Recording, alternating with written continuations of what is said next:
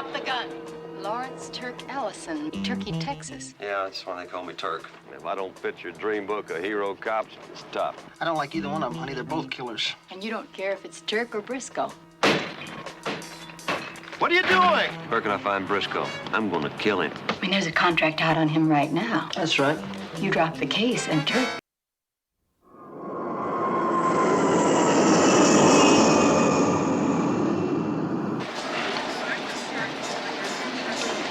Flight 69, Flight 69 for Miami, now loading at gate 12.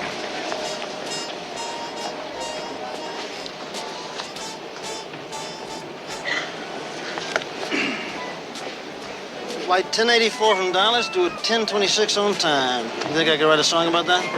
I'm going to write a letter of complaint to the chief. What's the matter, Pat? This is a job for the marshal's office, serving subpoenas. Need I remind, madam, that we'll have to take Blau over to the DA's office when he shows up? Hey, couldn't we just call a cab, give him directions, and call it a day? Need I remind you that I was up till 3 o'clock this morning chasing down pimps? You have a tough life, Pep, you know that? Listen, we need Fred Blau, and you know it. I know it. He testifies we got this whole real estate deal in our hands. Yeah, I know. He's here to talk a deal with the heavies. He's scared. We'll just snatch him and make our own little deal. So it's the heavies or us? Yeah, well, he planned to rip off $1 million on a phony city project. He ain't legit anymore. He deserves a little squeeze. Attention, please. Flight 32, Flight 32 from Chicago, now arriving at gate 11. This is the flight. Flight 69, Flight 69 for Miami, now loading at gate 12. There he is. Gray suit, dark glasses. Baggage for passengers who arrived on Flight 57 can now be claimed at the baggage area.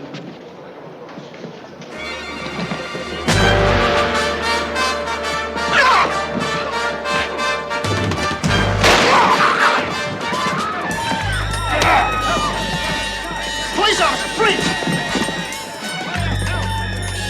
Police, don't move!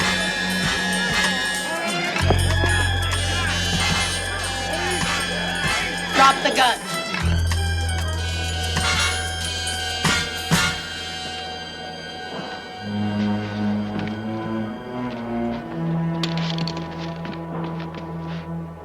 Be careful of that thing. Sometimes it goes off. So I noticed. The fellow was fixing to do something naughty.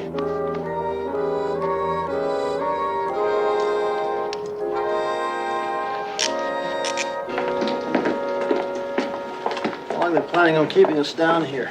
I checked upstairs. Paint's still wet. It's a hell of a thing. They got you sitting right outside the men's room, man. Well, it's one of the few places you guys really know what you're doing. Sit down. Allison, would it? Standing's fine. The airplane seats have a way of cramping up my body. Listen, man, you're not in any position to call the shots. Now sit down. Hey, look, little buddy. When I sit on my hands, my fingers go to sleep. Now, you take these shackles off I'm in, I'll sit for a full-length portrait.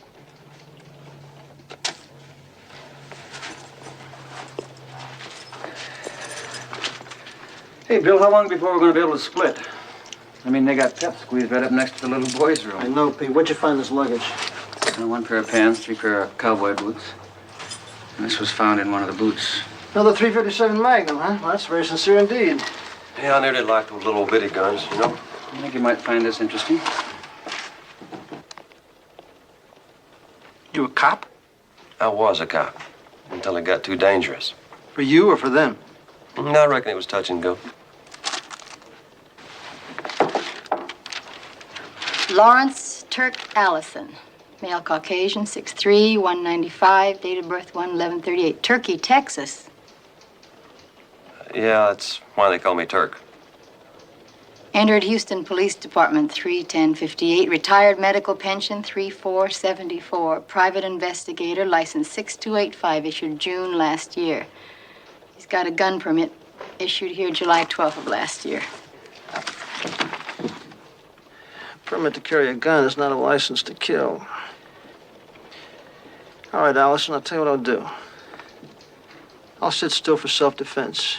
You just tell me why you had to defend yourself. Who's your client? Now, Mr. Crowley, wouldn't we call that privileged information? Don't get cute with me, Allison, all right? I mean, look, man, as far as I'm concerned, you're on the other side of the street now, and I want some answers. Now, you getting my message? I hope it doesn't rain again tonight. Would you like some coffee, Allison? You're not gonna pull that good cop, bad cop routine on me, are you? If so, I hope you're the good cop. I guess it's the same rules everywhere, just different ballparks. Fred Blau was an important witness to us. What's your connection with him? Bodyguard. Well, there's some pretty rough people out after him. I didn't think it was gonna be a 4-H club. Not at the $300 a day I charge. Yeah, I just saw how you earned your 300 today. Where's Fred Blau? I don't know. He hired me by phone, sight unseen. Paid him a fare and fee to meet him in Dallas, and I did. Watched him burn up the phone for about 2 hours. Hotel Endicott. The man you killed was Steve Phillips. Know him? Ever heard of him before? Total stranger. I reckon I'm eligible for an OR release on the shooting, so... Oh, there are a few formalities, Mr. Allison. Where's Fred Blau? That old boy slipped me, and that's a rescission of contract. Any particular reason why he hired you instead of somebody else? Well, everybody either hires me or somebody else. Now, if the air's all cleared up, I'll get my weapons and I'll be on my way. Yeah, well, I think ballistics would like to use your weapons for a couple of days. You can pick them up. Leave your local address right here with us. All right, but you're sure not being very neighborly, Mr. Crowley. I'm sorry. It's the most I can muster up under the circumstances. What circumstances? Well, that guy you dusted was a strong-arm man, worked for a character named Asa Briscoe. You know him? Fat Ace Briscoe. Yeah. Yeah, only he ain't so fat anymore. He's just heavy. He might be setting you up. Two birds, ever think of that? Shall I see myself out? I think it'd be better if Mr. Royster walked you out. Hey, Pete? Yeah. You want to see this guy out? I'll be seeing you, little darling. What do you think about that character? Oh, he's unique. I like his boots.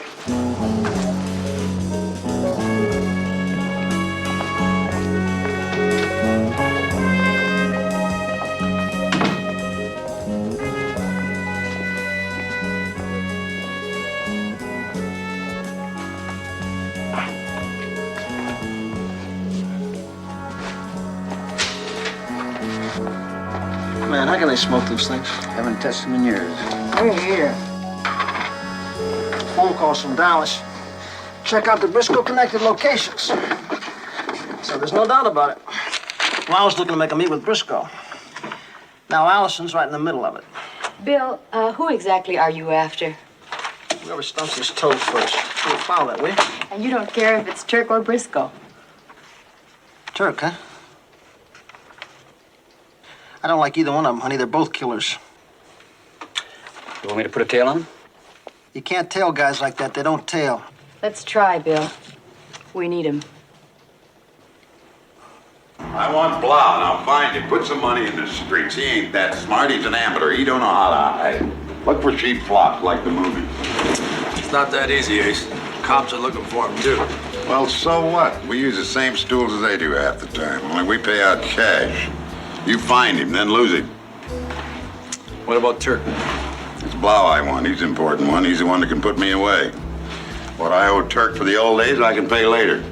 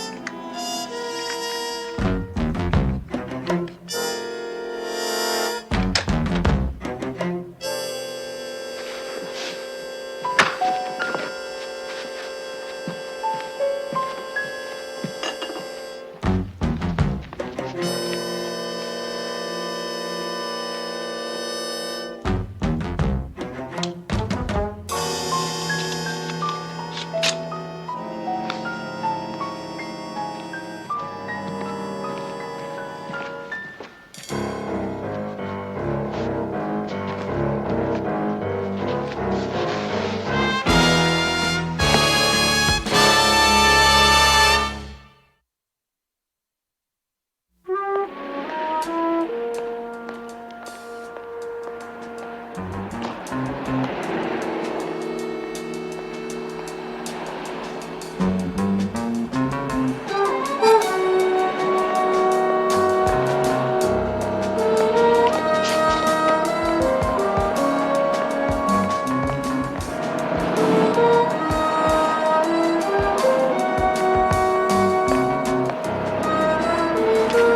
I can't find his car. I can't find a parking spot for him. I could have ducked out on us last night. Ducked out where? He's got no place to go. Besides, he's too stubborn. Or too dumb. I'm gonna go see if I can locate the manager. He's out in the back showing somebody an apartment someplace. I'll be back in a few minutes. Right.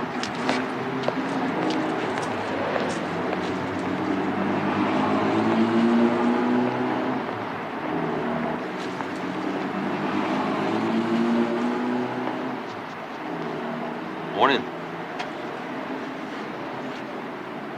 Hi. Hop in.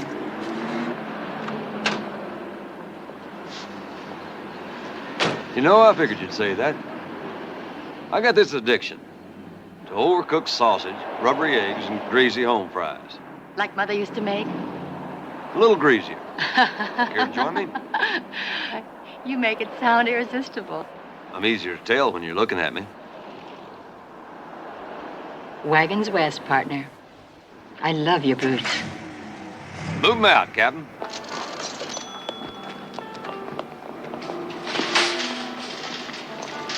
You eat there regularly? You didn't like it. Well, Did you call your office?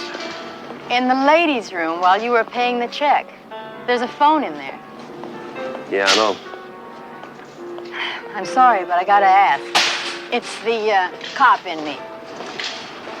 What about the woman in you? It took 10 phone calls and about as many official requests to get your Houston file.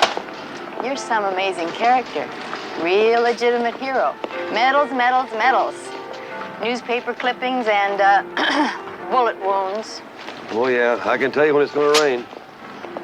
And then you apply for a medical pension that you'd been fighting against and disappeared from Texas with just a little old post office box number as a forwarding address. Sergeant, I am impressed with your efficiency. You like mushrooms? Yeah, and with my past. But so? Well, I gotta ask it. Why did you pick here? Well, it's as far away from Texas as I could get and still be in the United States. You're forgetting about Hawaii and Alaska. I think I still figure there's only 48. Allison? Turk or Big Darling, take your pick. Blau's dead if we don't find him first. So find him, that's your job. I'm on a pension, remember? Let's get some pickles. How long you be riding in my hip pocket? Is my company all that unpleasant? Oh, not at all, ma'am. But you're here because it's the easy way to keep me covered, right? Right. Don't tell me you're gonna make it easy for me. Help me to do my job. No, not at all. You see, your office has my guns. I had no food in the house. I wanted a good breakfast. So I brought along a good-looking bodyguard to keep in company. And you're ripe for a hit.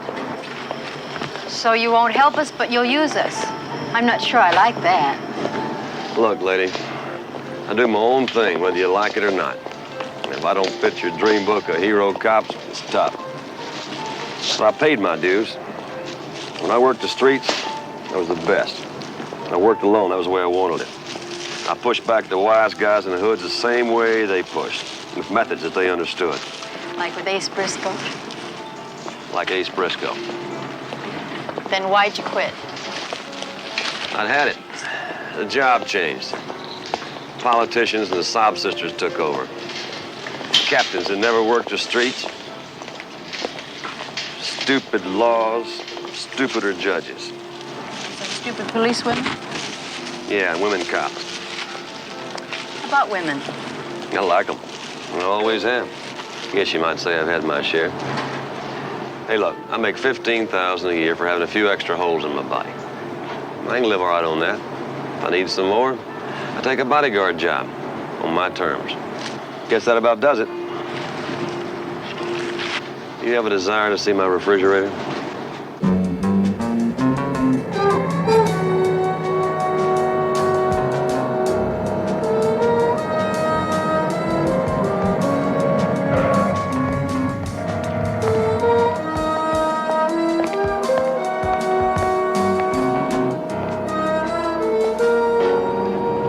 Thanks a lot. Sorry, Bill.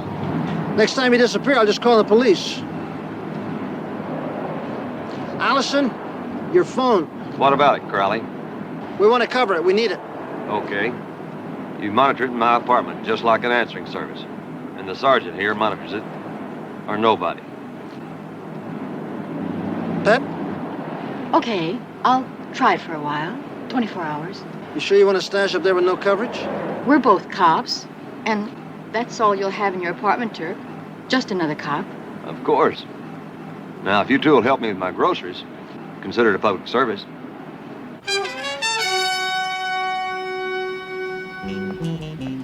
There's Blau.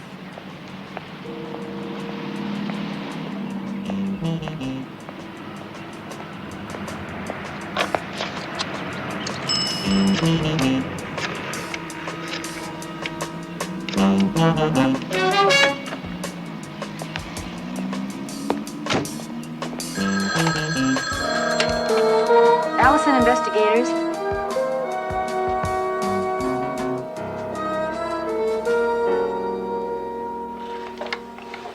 What do you say, old buddy? Turk, listen, I want to thank you for that little number at the airport, but I'm really going to need your help now, man. They're going to get me. They're going to try again. I told you to go to the cops. They're the only ones who can help you now. I can't go to the cops. If I go to the cops, they get my family. I can't go to the cops. Listen, Turk, listen to me. I want to talk to a guy, Briscoe. Ace Briscoe. He's the guy. Now, I'll tell him that I'll take all the blame and that I won't talk. Okay? I just want to make peace, okay? Talking to Briscoe is a passport to a slab. Well, I don't have anybody else, man. What do you want me to do? You want money? How much do you want? Listen, name a figure. I'll whatever you want. Okay, Blau. See if I can see him myself. I get $300 a day. Same price, same service. But you do exactly as I say. Right. Anything you say, right. Okay, where are you now? Well, I'm at a phone in a courtyard in a motel in Blancas, the Evans Motel. Crowley. Blau is at the Evans Motel. Okay, cut and run. Don't even go back for a toothbrush. Take a car, cab, or bus, anything. Get out of there, but call me tonight after midnight when you relocate. You're right, yeah.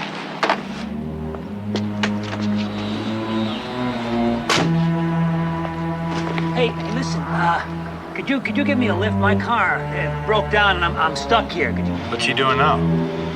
I don't know. Taylor.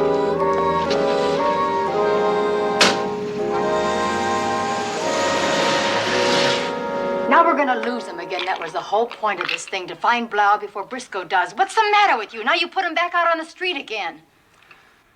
Let me tell you something, little darling.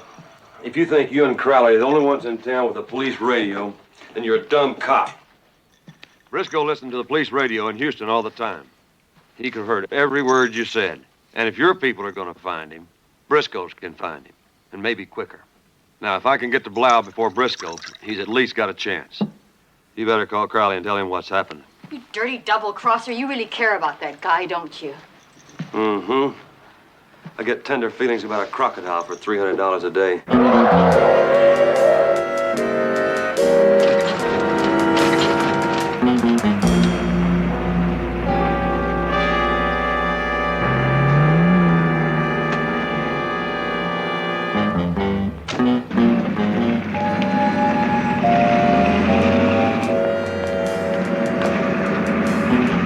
He's got the best cover in town. 3 straights and a big hotel. Well, we'll give him till the night. If he comes out, we'll do a hit-and-run job on him. Nice and clean. What if he doesn't come out? We go in and get him, buddy boy. I know all about your troubles, Tony, but call me back with a place where I can locate Briscoe. Tonight. I need the place and the call tonight. Yeah, sure, hotshot. Reverse the charges. And don't sweat it. I just want to talk to Ace. Okay.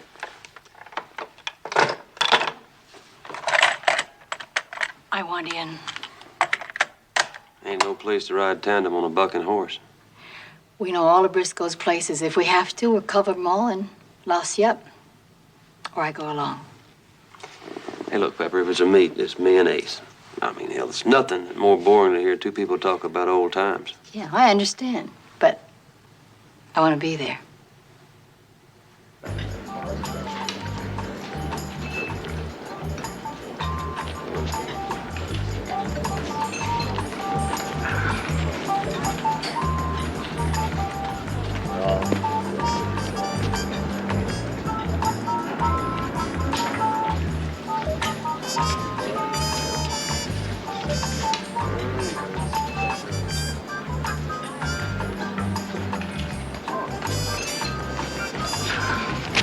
Miss,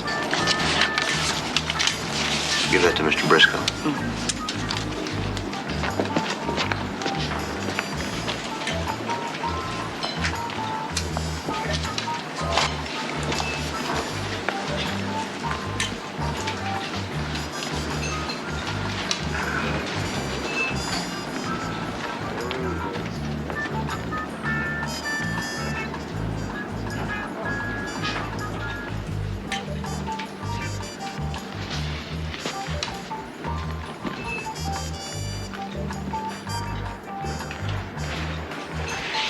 What's this pasta turn into library paste?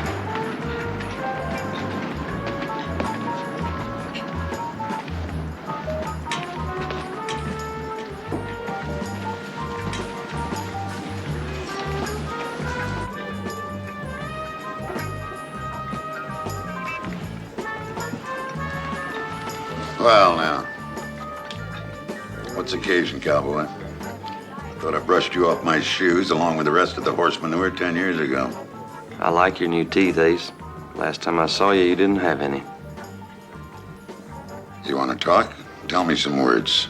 Fred Blau. Them's dirty words, Turk. He's willing to take the rap. He'll keep his mouth shut and ride out a federal vacation. Just leave him be. That's what they say. Then they hear those iron doors slam and they get this urge to sing. Beat it. I'll guarantee he'll keep his flap button. I make my own guarantees. Now get lost, cowboy. You ain't a cop anymore. You gotta follow the rules just like everybody else now. I never followed the rules when I was a cop, and nothing's changed, and I want you to lay off of Fred Blau. You ain't on the talking end of the phone anymore, cowboy. Now get out while you can. You're just a punk. And you're a dead man, Turk.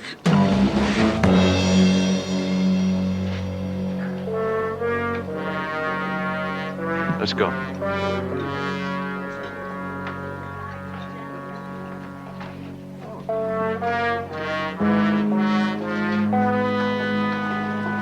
Everything okay? Yeah, everything's fine. I want you to scoot, Pepper. They don't want you.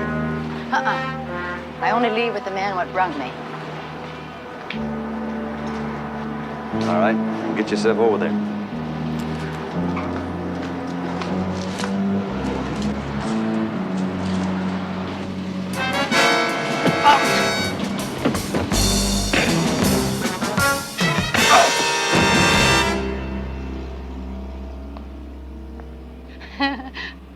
Woo!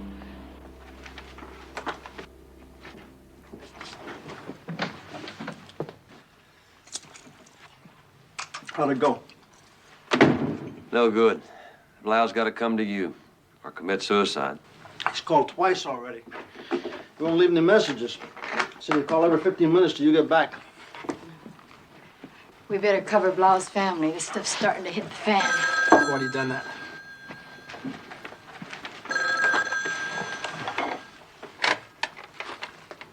Yeah? Yeah, it's me. Where are you? Okay, I'm on my way. Stay put. What about Briscoe? Did you talk to him? Yeah. No way to make a deal. Well, what do I do now? Like I told you, old buddy, go to the cops. They're the only ones that can help you now. Well, like I told you, I can't go to the cops because you'll get my family. Hey, your family's safe. The cops already have them covered. They're not safe. He's still gonna get them. Man, he's spooked. Yeah, we best move it. Where's he heading? Nowhere, I'm afraid. You'll never get out of the Weaver Hotel. You know the place? Yeah.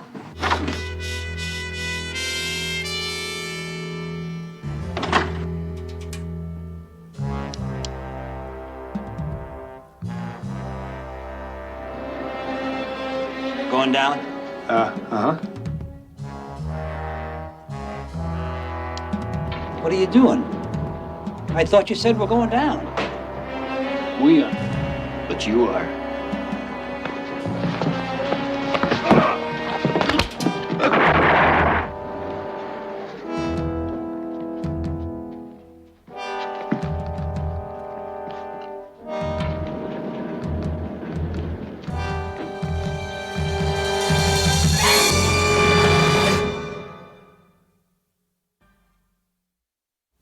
I just rang the button and we found him.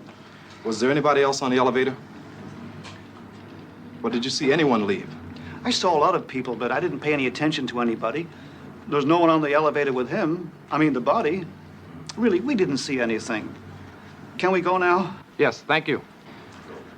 We have your phone number. We'll get in touch with you if we need you. Give me that. If you didn't get him lost, he might be alive now. We don't know that, Bill. What do you think, Turk? Nobody gets people lost. Something they got to do on their own. You just don't give a damn, do you? Reckon I might squeeze up a tear if I had a slice of onion. You get soggy over a dead man, Crowley? Whatever else he was, that's a human being. Not anymore. It's just a carton a human being came in. Yeah, well, I tell you something, that carton was also our key to solve a case. For that, we'll both weep.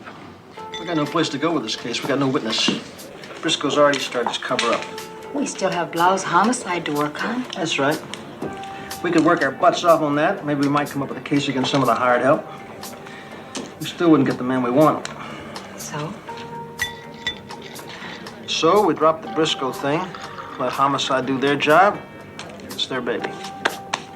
But what about Turk? I mean, there's a contract out on him right now. You drop the case and Turk is dead. Yeah, well, I'll believe that when I see it. Look, we lost Briscoe on this one, and that was what it was all about. Now, as far as Turk's concerned, it's his problem. He gets himself killed. He probably asked for it. What's the matter with you? I've never heard you talk this way. I'm just adopting a little Turk's philosophy. You seem to like his moves. For him, not for you. You're two different kinds of people. I just shove my foot down his throat. Bill, listen. I'm closer to you than any man I know. I respect you. I know you're not afraid, and you're brave, and all that good stuff. But what's the sense of you two going at each other? Look, you're a good person who fights and does the things that are tough because you have to. You have no choice. But Turk does them because he needs to. And maybe he has no choice, but he has to hide a lot of things. You don't have to hide anything. You know something? You spend an awful lot of time analyzing him. Sure, he interests me, but he's alone and he's got nothing going for him. Compared to you, he's got nothing at all. Except maybe you.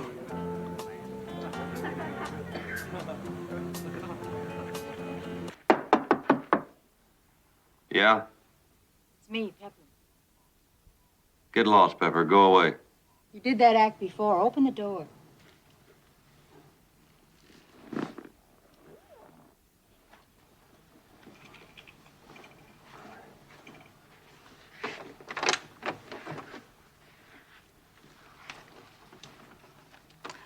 Oh, what time does the war start? Anytime they're ready. Thought you didn't have any weapons. What I meant was I didn't have my favorites. Ballistics rushed you through. There's two more. Oh, yeah. Friend, some reinforcements. Thank you. Think you can scare Briscoe? Nah. He and I both have looked down enough cannons in our time. Well, if he's coming after you, why are you hanging around? Well, running's dangerous. I run into a brick wall when you're looking back. Why are you hanging around? Well, they're not coming. Not tonight. I came over in a black and white. Parked out front. Yeah, I'm sure an empty patrol car's gonna scare him away. Now, you know what I'd like? I'd like to fix you a couple of those overpriced steaks you got today. Pepper? What are you doing here? Fixing you a steak. I can get a steak around the corner. Well, then, because, you see, I like to go to the movies. And I used to go and hide there with my favorites, John Wayne, Gary Cooper, with my lovers every Saturday. And I remind you of them. Yeah. Yeah. Strong, silent type. Uh-huh. Let me tell you something. A lot of things I am, but one thing I'm not, and that's a movie cowboy. But back to my question. What are you doing here? I ain't exactly the pick of the litter. The last one chosen needs the most. My loves feel I'm not too well acquainted with. You been alone a long time? Yeah, I guess so. Not anybody's fault particularly. Just been alone. So you're a loner.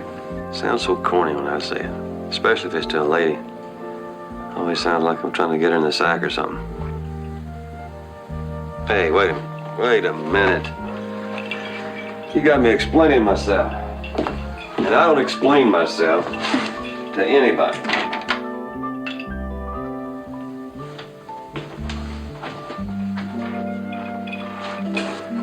Go home, Pepper.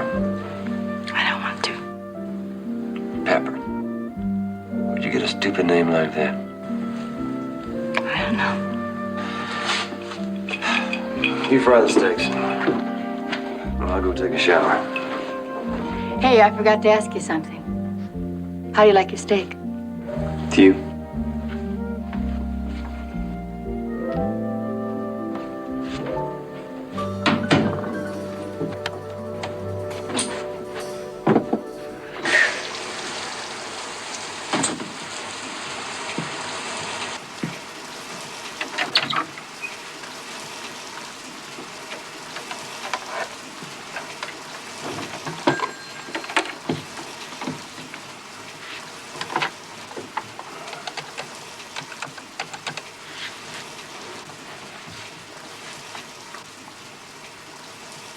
Let me speak to Sergeant Crowley.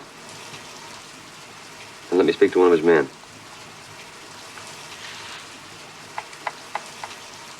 Royster, it's Turk Allison. Give me a phone number where I can reach Crowley.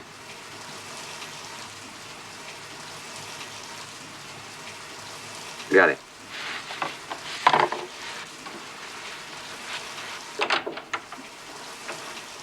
Hey, you know, I think we forgot something. The wine. No, I think we got wine. No, I was wrong. I know we need Rocky Mountain beer. Yeah, and red wine. Yeah. I'll just whip around the corner and get some. No, I'll go. You better stay here. But you can pay. Yeah, how about that? Okay. I'll hurry.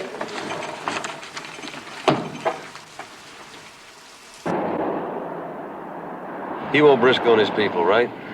I can give them to you. Who's gonna pay you $300 a day for that? It's a freebie.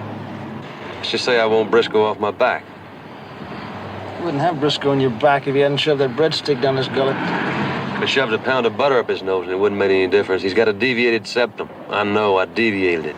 Look, Crowley, I'm offering you a ringside seat. Man, you got your guns back, and if you think I'm gonna sit there and legalize your wasting Briscoe, forget it. I had a beat on you once, man. The next time I think I'll do something about it. Hey, don't scare me, Crowley. I've got a very negative reaction to fright. Pepper told me you were holed up, ready for World War III. Why did you leave your place? Because she wouldn't. I see. Yeah. Okay. Read it to me again from the top. Starting with, my name is Dick. This is my dog, Spot. Put a tail on me. Give me plenty of rope, but stick with me. I'll force the hit. How? Make them do it on my schedule. How? You'll be behind me. Just watch. If it doesn't work? What do you got to lose?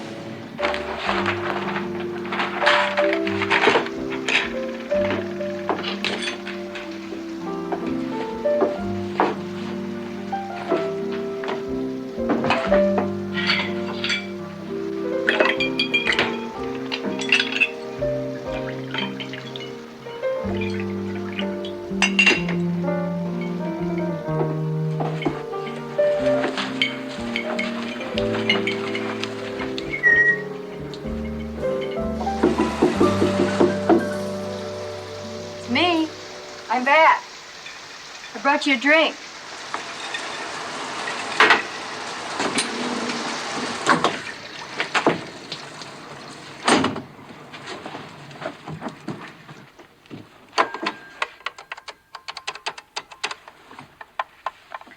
Pete, is Bill there?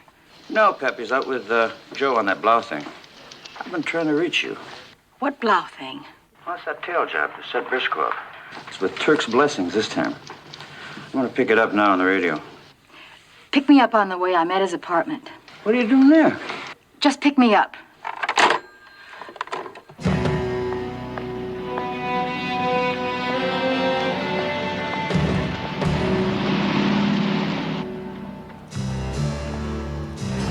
Hey, Briscoe, Ace Briscoe, you yellow-bellied creep.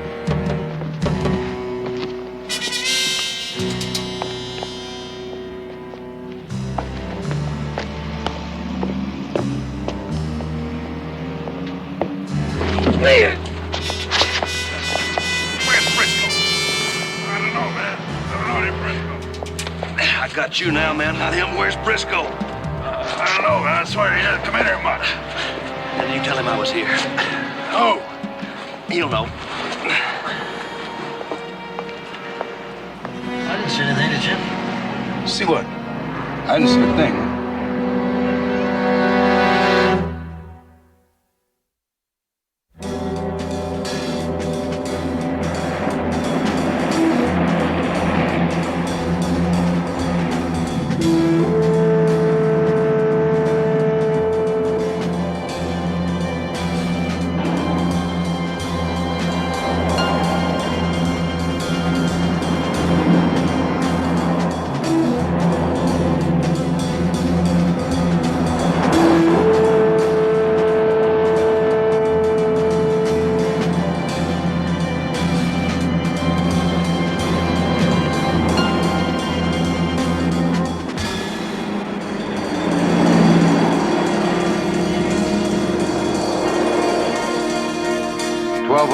What's your present location? Head north of Jordan and Douglas. That Turk is crazy, man. Maybe. Maybe not.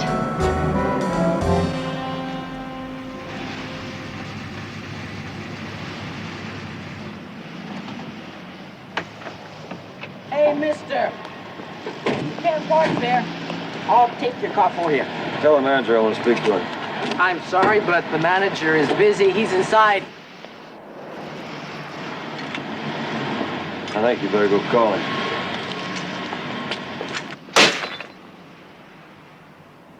Hey, are you nuts? There goes my pension. Tell me when it's all over. I love it. I love it. The guy's beautiful. Even if I can't see it. Okay, mister, you broke that windshield. My name's Turk. That mean anything to you? I've got no beef with you. Send the kid inside. He's got no beef either. Go on, beat it. And don't you be foolish either. Where can I find Briscoe? Mister, I don't know. He's just a customer here sometimes. I'm legitimate. Give or take 50%. What are you doing? You're gonna put me out of business. I'm gonna call the cops. Then I'll pay for the windows. I'll have to come back and see you some other time. If he finds out I told you anything, I'm finished. You are purity, flat out, breaking my heart. Wait. He's at his other place, the Topless joint down on San Ysidro. And tell Briscoe, Turk's coming for a visit. He may want to bake a cake. I'm gonna kill him. Yeah, all right. Thanks, pal. He's coming here. That crazy cowboy's gone bananas. Turk? Yeah, he's on his way here. He's gonna put the hit on me. So what? Let him come. Saves us the trouble of getting past the cops to get at him. Like we got a choice, huh? Sure. All right. But I don't want anything to happen in here. It won't look right no matter what. Hit him when he's outside. We got enough witnesses here to show that he's on his way here to kill me. The law can't harm me. Can't harm anybody but him. Hit him on the way in. It's a good thing this joint's closed.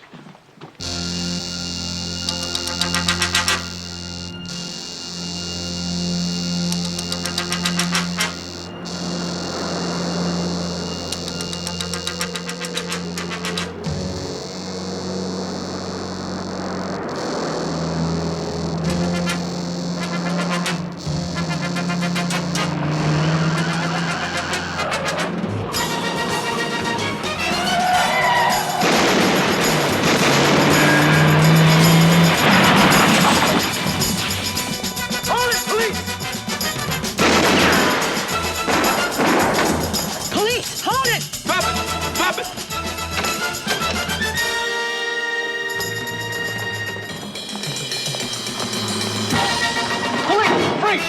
Freeze! Turn around, reach for the wall. Freeze, get him up there! All right.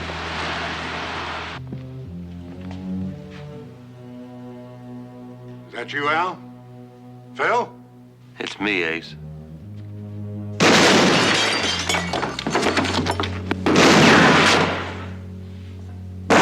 Police officer, freeze!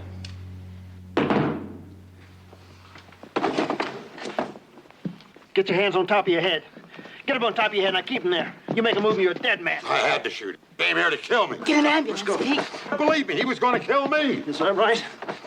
Get that hand down behind your back. It's true, Crowley. That crazy idiot was going to shoot me. Without a gun? Come over here, Briscoe. Let me show you something. Now, take a look at that. He hadn't even got a gun. You know, there's one thing I can't stand. It's wishy-washy hatred. Move it.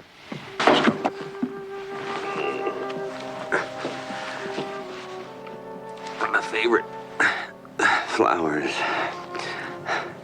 bluebonnet.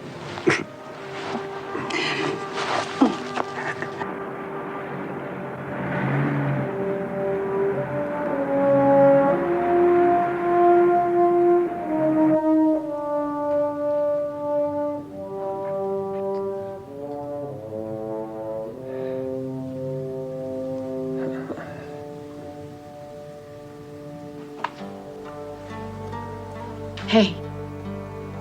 Hi. Hi. Guess I blew my wake.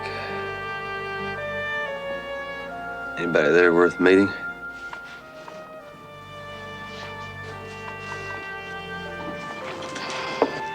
Will you shut up? How long have I been out? Almost 3 days. Yeah. Did you just get here? Yeah. 3 days ago, just. I've watched you sleep. I listened to you cuss a lot. You know, you get mad when you're hurting. Yep.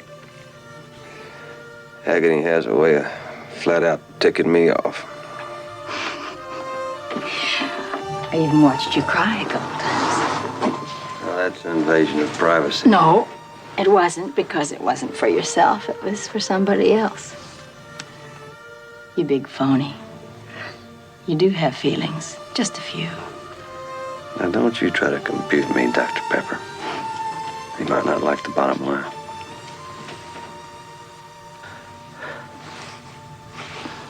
You making love to me? In a manner of speaking. The good doctor says you'll be in here at least a month. Never could handle a hospital diet for more than a week. They won't give you any ketchup. We can make one hell of a week out of it. Then what? You know, when I start thinking about you, I get a feeling of permanence. I'm telling you something. Feelings like that, purity put a cocklebur under my saddle blanket. It's funny, I knew you were gonna say just that. Going away, aren't you? If you were an Eskimo lady, would you rub an old crooked nose like this one? I met an Eskimo once. You know what he told me? He said they don't do that. You know what they do? What do they do? Crowley, you got a beautiful sense of timing. That's what they tell me. Come on in, sit down. How's it going? I'll make it. He's already got his snowshoes on. What, are you taking a trip up north? Yeah, I thought I'd give Alaska a break. Well, you better be careful what you freeze up there. Appreciate your concern, Crowley. Yeah. You know, Turk, I wouldn't be at all surprised if there's still a little bit of the street cop left in you. Yeah? Yeah. You know, Crowley, I've been watching you. You're not bad yourself. Couldn't help but notice, huh? If you plan on seeing your grandchildren get married, you gotta get a little meaner. Meaner? Yeah. The other day at the airport when I dusted that punk, he should have taken me out.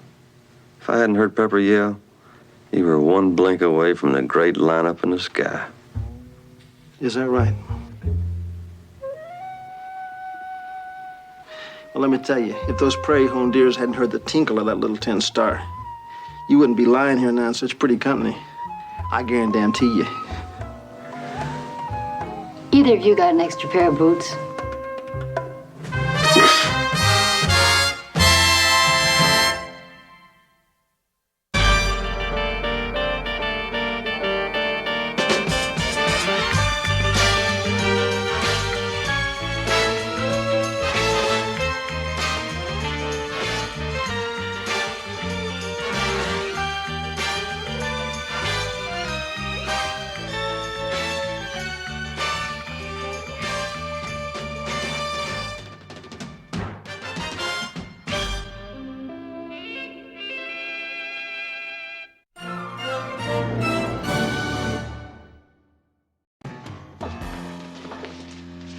Can you hear me? I'll do anything you want. Come on, be nice. Be a sweetie pie. What did you say? No, being big and muscly isn't everything. Sounds like brainwashing. No. Brainwashing is what they get from the chanters, the loonies. Certainly be a little more cooperative. Take a walk. I'm looking for a psycho killing kids on the beach.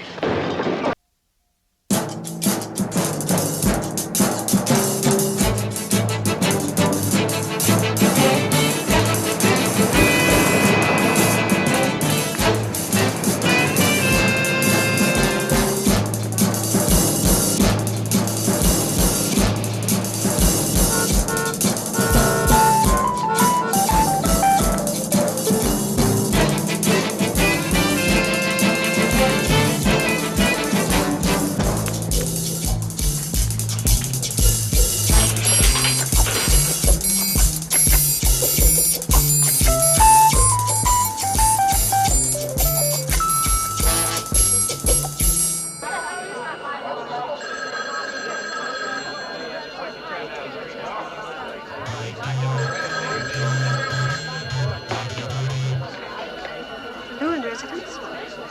1 minute, please.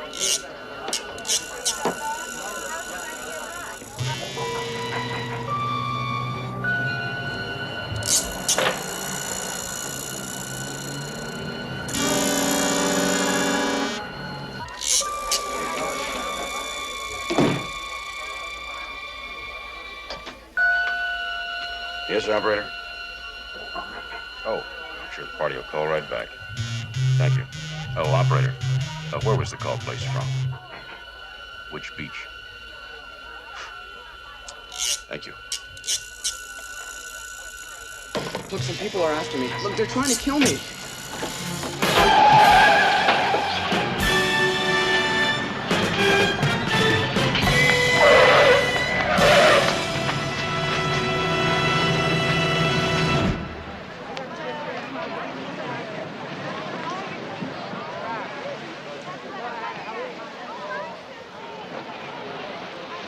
Why don't you get on the radio, Pep? See if the local police can come up with anything that might tie in.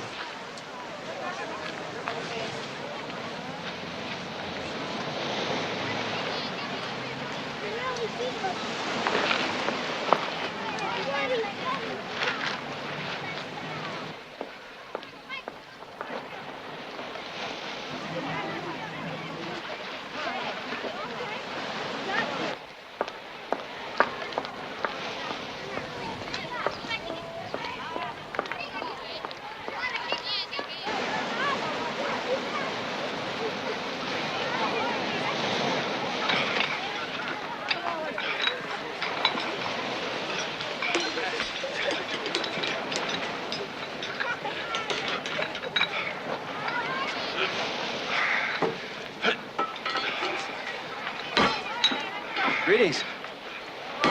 What's happening? Remember me? I'm gonna ask you a couple questions. What are you doing? I'm asking you questions, man. All right, all right. You were here this morning, weren't you? Sure, 5:30. Why, what's going on? It's a homicide. The body's over there where the crowd is gathered. When you got here this morning, did you find anything unusual or anything different? I wouldn't notice anything. I'm into a training cycle now. All I can think of is concentration. I can dig that. So, you didn't see anything at all, right? I have to ignore the externals. All I can think about now is my body. Until after the quarterfinals. Well, I think you're doing good, man. Good luck to you.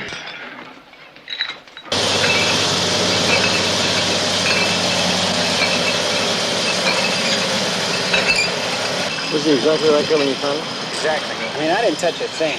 I could see he was dead even though it's still dark out. What were you doing out on the beach before daylight? Summer hours. I make a run ahead of the cleaning rigs. They can't see the ground because of the scoop. I mean, we've run over guys sleeping on the beach. Have you ever seen this kid before? Hanging around the beach that you know of? No. You sure? Yeah, I'm positive. I've never seen him. The first time I saw him was this morning, just the way he is.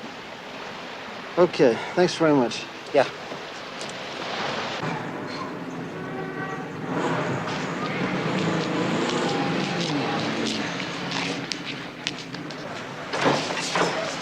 Hey, excuse me. Investigator Stiles. You a tenant in this building? Yeah. Well, not exactly. What do you mean? I stay, I got some friends up on the 3rd floor. Look, a boy was murdered last night about 100 yards from here. Right over there on the beach. Yeah, I heard about that. Man, it sure bummed me out. I'd like to question the people in the building. I just can't walk right in. Good citizens might get nervous, flush their stash down the toilet, make all those crazy panic moves. Yeah, panic. No, I'm not narcotics or vice or the juvenile department. I just want to ask some questions. Did you spread the word around? Hey, now you missing the whole point. I'm looking for a psycho killing kids on the beach. It's your beach? You know the kid in the plastic bag was about your age? I'm just trying to catch the killer, put him on the brain ranch before he hits again. That's all. Wait. Death by asphyxiation. Somebody twisted his arm behind him till it broke. He shoved his face in the sand and held it there. The MO is different from our other beach murders. We had one at Santa Barbara like this not too long ago. Similar, yeah. But most of our victims were discovered on the more secluded beaches. This guy was right here on a public beach. Police responded to a disturbance call last night. Oh? It came from over there on Windward Street. They didn't find anything. Do they know who placed the call? It came from a youth hotline switchboard a few minutes from here. What was the time of death? Approximately midnight. That's when the call came in. Where are Pete and Joe? They split in both directions. They wanted to cover as much of the beach as possible before it filled up, but guess they didn't make it. Hey. Got a quarter? Do I have a quarter? I tell you what, I'll give you a quarter for a hug. Sure. Oh. All right. Thanks, officer.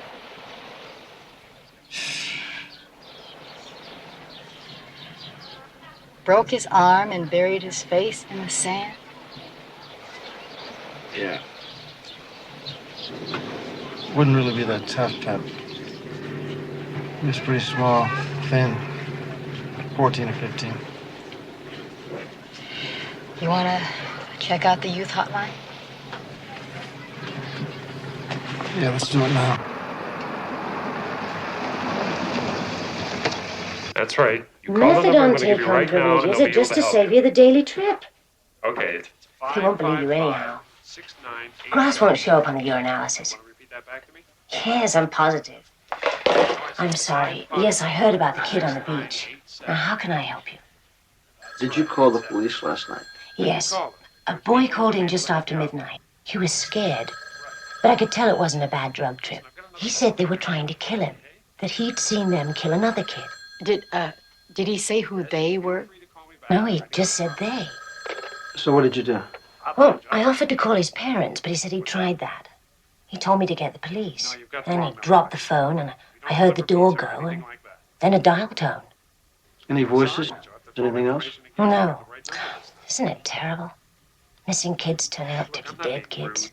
Yeah, there've been an awful lot of them lately. Last week, it was some girl, missing girl, Hotline, out on the coast highway all busted up. She went on the report as a hit-and-run victim. Hello, hotline. Call was placed at 12:14 for anyone collect from Gary. I got a hold of one of the parents and the description matches. I have to ask him to identify the body. Tough one to put through the phone. If the description matches, Santa Barbara's only a couple hours drive. I'll go with you. Want me to? I'm Paul Lewin. How do you do, sir? I'm Sergeant Crowley. This is Sergeant Anderson. I assume this is about Gary. That's right, sir. Look, if I'm going to need my lawyer... Not at this point. How long has it been since you've seen your son, Mr. Lewin? About 2 months. Gary ran away from home. I think this last time made it an even dozen. Then you have no idea where he is. None at all. He tried to call me last night, but he hung up before I could talk to him. And he'll call back. Look, I realize that I don't qualify as concerned parent of the month to you, but I have played this scene several times before. You must understand. I'm sure you work with plenty of juveniles.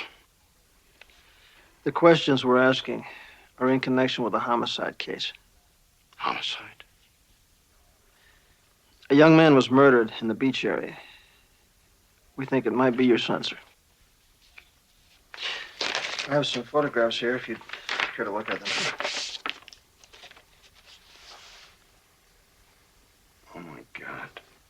6 months ago, Gary ran away from home. Again. He was gone for 2 weeks. And I got a call from this fellow Curry representing the Youth Foundation. He hasn't. He said he'd located my son. He wanted to talk to me. So I drove down to check out the foundation. And I enrolled Gary. Was it expensive? It was a flat fee of $25,000. Half an enrollment, and the balance in a year, if the boy did not run away. And if he did, the foundation would locate him and put him back in training. What was the training program like? Oh, it was athletics, manual crafts.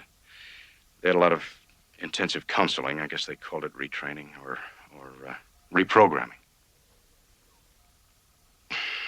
When Gary called, I just assumed he was back at the foundation.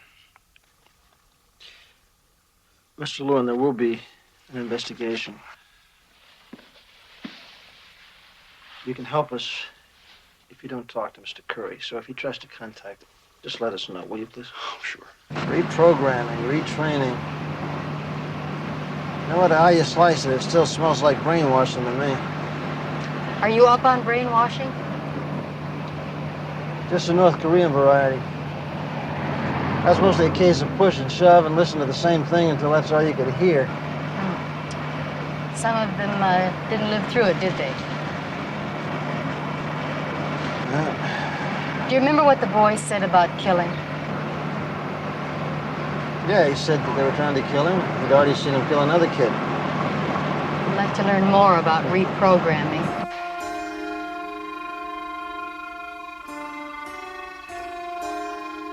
Are you listening? Can you hear me? I'll do anything you want. Really? You have to let me out of here.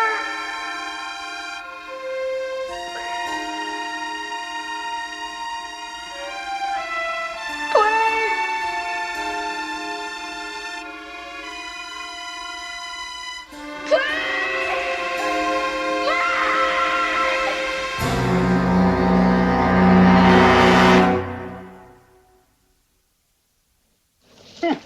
Here's a wiener for you. If you operate a crash pad for kids, you do not need juvenile authority unless you claim county or state aid. Well, from this information, these centers can avoid business licenses and a lot of paperwork by filing as a nonprofit organization. Now, here's one that's hard to believe. It's a Curry Youth Foundation. Lists 7 employees, and not one has been checked for a criminal record. It's not required. It's not? Nope. All they need is approval from the Department of Health. I never realized that. These centers operate under no supervision, no controls. Did you know that? You gotta be a lawyer just to hand out a parking ticket, Pip. For sure. Those are the rules. Whatever they are, Mr. Curry is complying with existing regulations. Can't fault him for that.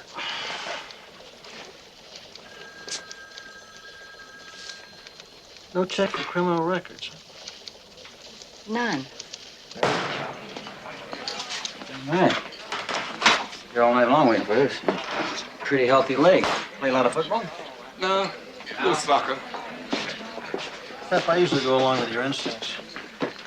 I haven't yet figured out a way inside the foundation. It's a lot more than instinct. We have positive indications that kids Positive in there... enough to hold our interest, but not for a search warrant. So what do we have? Nothing? Nothing. We may have to wait for their next move.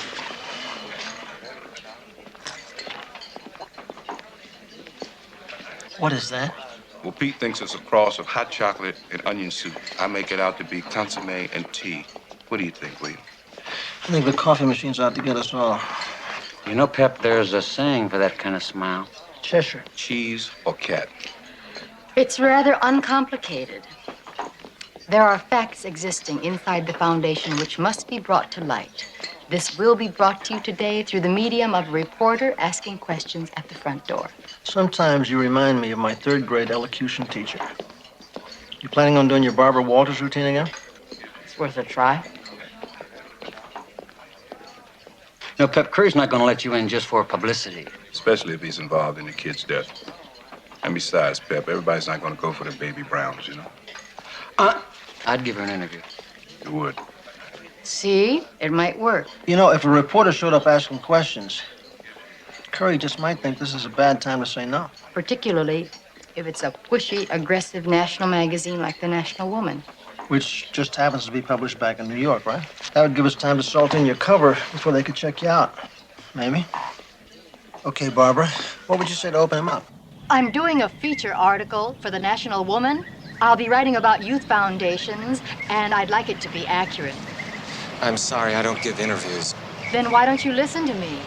I can't be writing about West Coast youth centers without mentioning you and your youth center.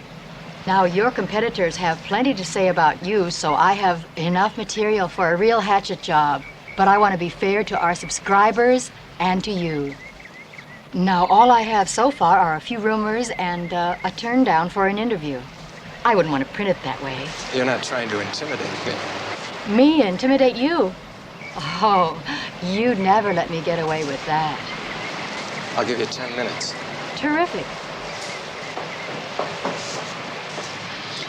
Yeah, well, she walked right in with no hassle.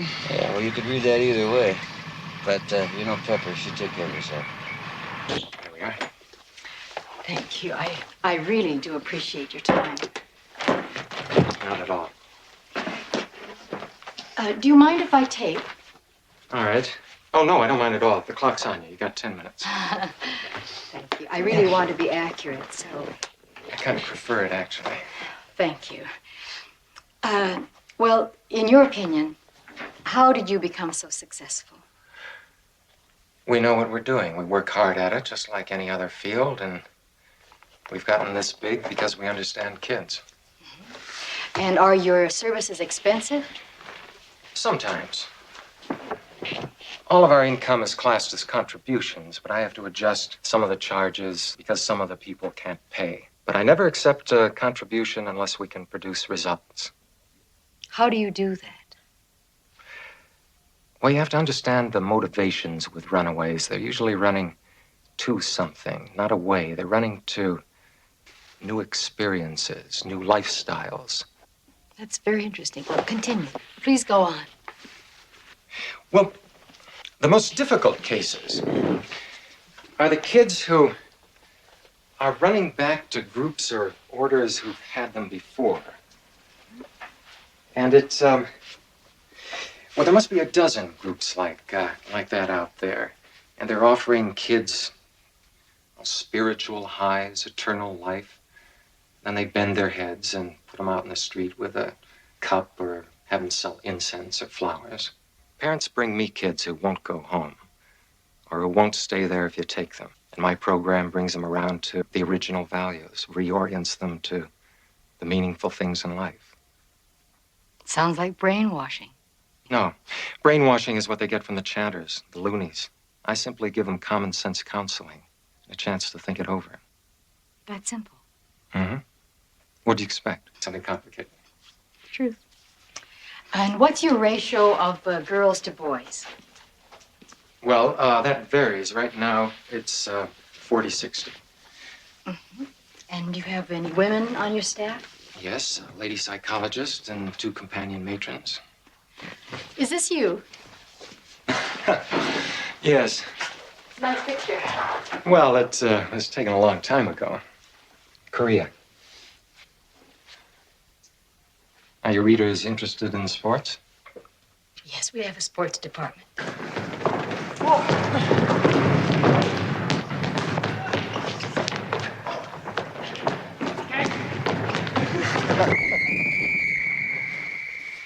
Actually, basketball's a very good game because you get a lot of body contact. Got the girls over here.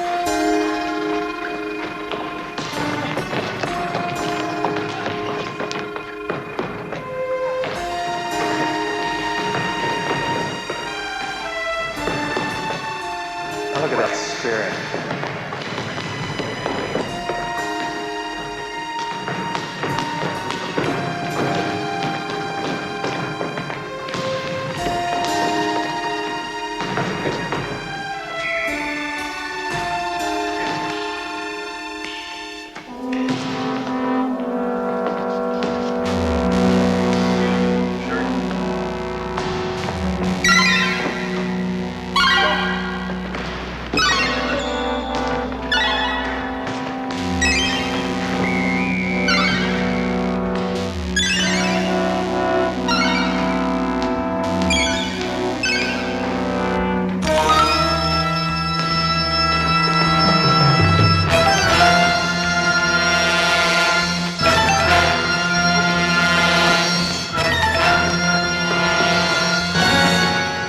Working off energy. When they get serious, they look like the Lakers.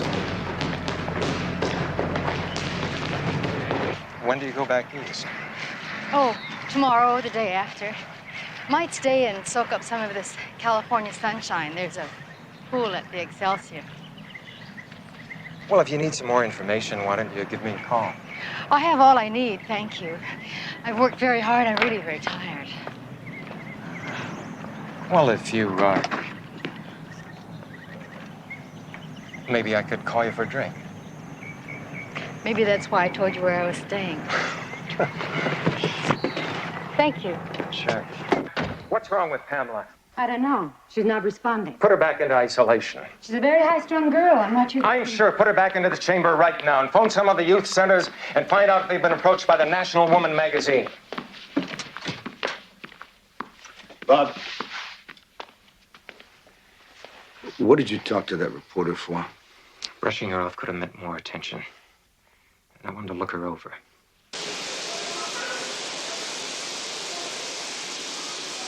Pamela. Where's Pamela? We'll call the magazine in the morning. I was thinking about something for tonight. Gotta watch everything if they connect Gary with the foundation. After the first one, they're all numbers.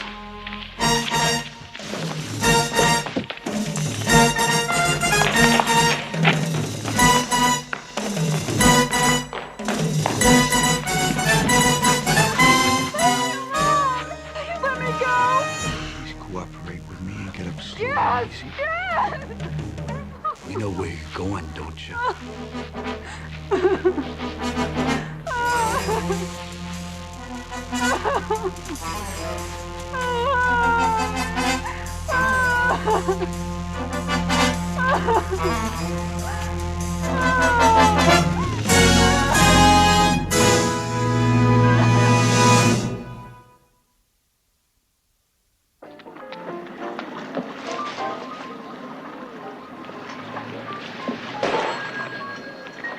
Oh, thank you. Hello? Hi, Pep. Oh, I guess I dozed off. What time is it? It's time to pack it in, kid. I guess the fish aren't biting, huh? Well, I'm not getting too sunburned. Why don't I give it another hour or so, okay? Have you turned up anything? Neither Cody nor Curry has a criminal record.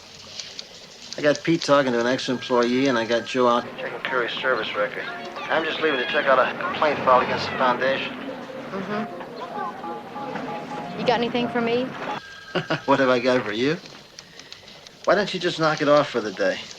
I hate to see a lady work overtime. Okay, thanks, Bill. Like I said, Pamela's mother remarried, a dentist with 2 kids. Pamela just never felt comfortable there. Okay, thank you. Sir, tell me something. Why did you file the complaint? When I found that my ex-wife put Pamela into that youth foundation, I tried to see her, but I hit a brick wall. They said it would disturb her therapy. Is there any way that you could make a home for the girl? I'd sure try. Then why don't you? The courts won't permit it. She's got legal custody. Look, I've got a home near here, but most of the time I'm on the road. I filed that complaint because I didn't know what this Curry Foundation was or what they were doing with her. But now I'm really worried. What's going on? We're just conducting an investigation of the place. Well, is there anything I can do? I really can't think of anything right now, sir. I tell you, thank you very much for your cooperation. We'll be in touch with you. Well, please let me know if I can. Yes, room service, please. This is room 412. I just placed an order. I'd like to cancel it. I'm going to have dinner in the dining room instead. Thank you very much. Bill? Yeah, what do you got? Just got off the phone, and I thought you might like to know that Curry did receive a full medical disability discharge from the Army. He stopped receiving his checks when he failed to appear for his periodical checkups. That's very interesting. Yes, and he was a patient at the VA hospital, psychiatric section. I wonder what he was treated for. Well, it certainly wasn't athlete's foot, I know that. If VA'd have copies of his medical records, it's probably too late today. Why don't you get on it first thing in the morning? Well, ordinarily that's true, but in this case, I happen to know a nurse who thinks I make a wonderful doctor. Why don't you get on it?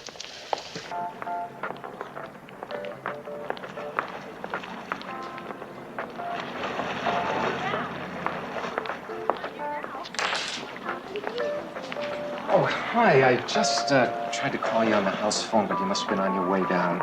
Did you make any plans for dinner? I was thinking of maybe just grabbing a sandwich in the dining room, then heading back tonight.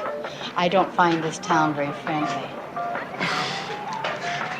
I'm sorry about today, but if you knew how many muckrakers I get coming around that foundation trying to do a smear job on me. You know, I even get competitors spying on me, trying to figure out how I operate. Really? Yeah. Gotta be careful. Now, how about relax? I will have a very nice dinner, and I'll tell you everything that you want to know. I got the car right outside. Thank you. Freeze, Turkey. Put all that away, Pete. I'm just cooperating with the police. Just the police, huh? That's what our relationship has come to after all this time. There's nobody else, is there? Well, there must be. It's been over a month. Has it really been that long? Well, you came in with that bottle of dandelion wine all up on that big arrest you just made. We were right at this desk. Well, you have to admit it was a very beautiful evening.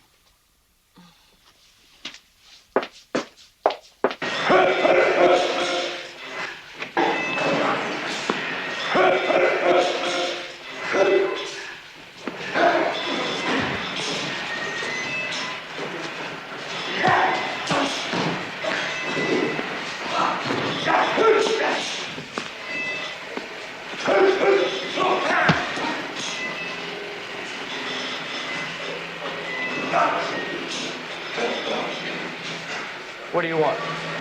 This is a private club. You Wilkes? Sergeant Crowley of the police department. What do you want to do? Bust me?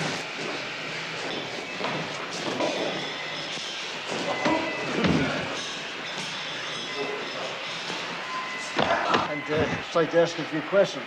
Jam it. I'm concentrating. I was hoping you'd be a little more cooperative. Take a walk. You might accidentally get chopped up. Sorry about it. I think I'll just take a look around.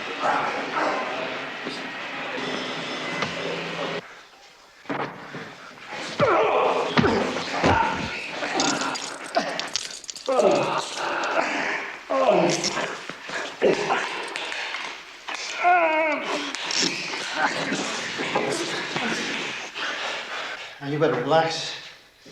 You know the old saying, when you're up to your neck in one of these, don't open your mouth. I'm gonna kill you when I get loose. See what I mean? You're just getting in deeper and deeper. All right, outside. This place is occupied.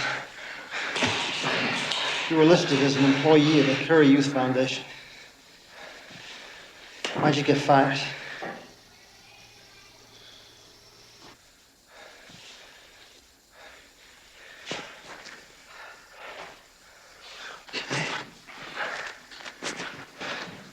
Where you going? You don't leave me alone like this? I'll be back when you're ready. I didn't get fired! I quit. The guy that runs it, Curry, he's doing numbers on kids' heads. What kind of numbers? How do I know? He's doing some sort of brainwashing deal. What do you know about Curry? I don't know nothing about him. What about this guy you worked with, Cody? What do you know about him? He used to work out here. Yeah? Give me some more. His name's Cofield. I think he's wanted back in Ohio. For what? How should I know? That's it. There ain't no more. There ain't no more. Okay.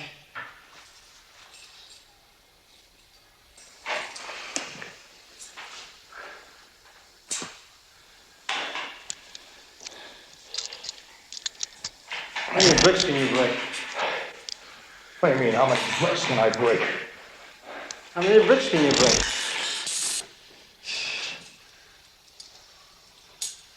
12 or 14. It's really something. You gonna give me the cups?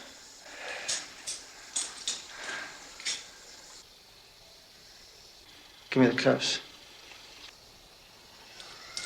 Give me the cups.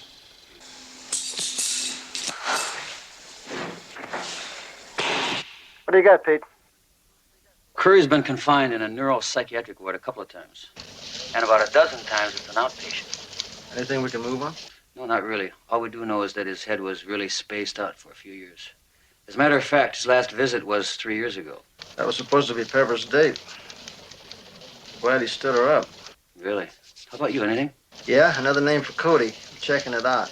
Well, I'll be right in. What time do you get off? 6 a.m. You gonna take me out for coffee and a donut? You keep talking like that and I'll put the cuffs on you. Then you know what'll happen. Most of the things that you read about brainwashing are negative. They break you off to the basics. Cut you off from everything that's familiar, secure. Is that how some groups convert runaways? Well, the techniques are a little bit more sophisticated, but the principle's the same. I was talking about Korea in the 50s. You were a prisoner of war? 2 years. Look, I've got to stop by the foundation for a minute, okay? Sure. And then we'll get to dinner.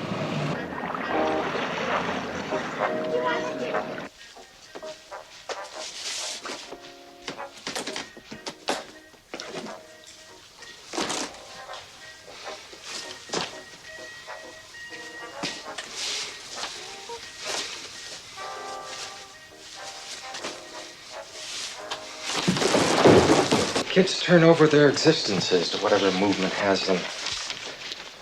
And they exclude everyone outside of the group, even their parents. Sometimes they're even sent home to rip off their parents. And you can remove the effect of all that conditioning? Oh, excuse me. I'll be right back. I'm getting a little hungry.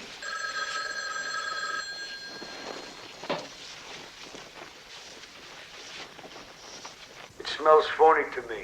There are no baggage checks, no labels in her clothes. You keep her there. I'm on my way. Is it dinner time yet? Almost. I'd like to show you something. Have you ever seen an SD chamber? Oh, no.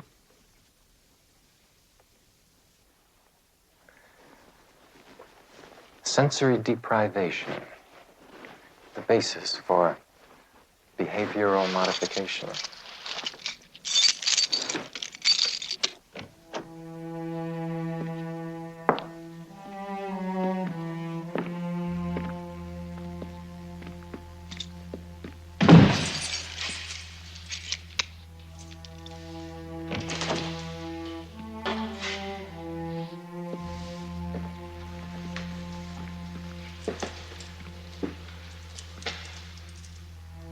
The effectiveness is in the simplicity. Can't say too much for your decorator. You may change your mind about that. The containers hold water and a high-protein food supplement, vanilla flavored. The temperature is a constant 68 degrees and the room's completely soundproof. It's amazing that with all the advances in behavior control, this is the most effective and the most humane. This is where you retrain runaways? This is where we begin. I'm starting to get a little nervous in here. You may notice that a little bit more acutely after you've been in here a while. Few people experience absolute quiet and total solitude entire lives. Interesting. After the initial shock of the solitude, you may doze a lot, and then you lose all sense of time. Men keep track of it by the growth of their beards. Have you read Edgar Allan Poe? Well, he wrote a story about a man who was accidentally locked in a mausoleum, and he became completely disoriented. He imagined that he was dying of thirst, sensed hunger pains, and when they let him out, he'd gone mad. And he'd only been locked up a matter of few hours.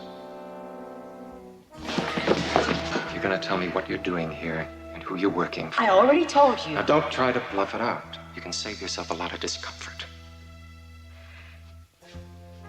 If I can just get to a phone, you can call my editor. Well, since you're a reporter, this will give you a first-person experience in sensory deprivation conditioning. I'll let Cody take care of you. He'll enjoy that.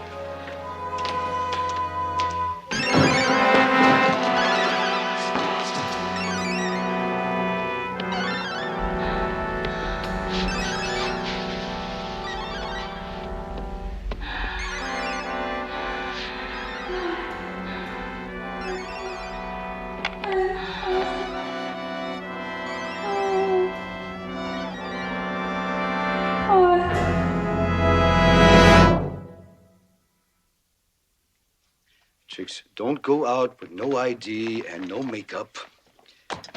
And they don't fly around with one change of clothes with no labels in it. Are you sure no one saw you leaving with her? Positive. Nobody knows she's here. We've got all the time we need. We don't know how much time we have until we find out who she is. We'll find out.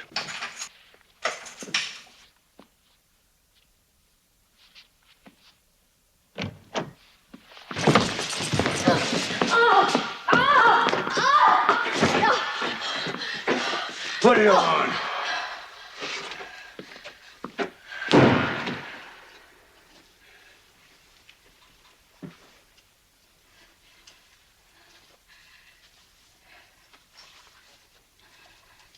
That is no teenager we have in there. We have to have some answers, and we have to have them now. We'll get them. All right. We'll try your way for a while. Remember, my way always works.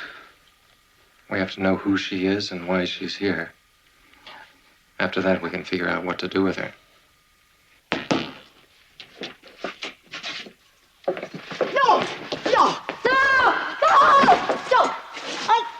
You don't talk. Stay. Give me the belt. I can explain. Crap.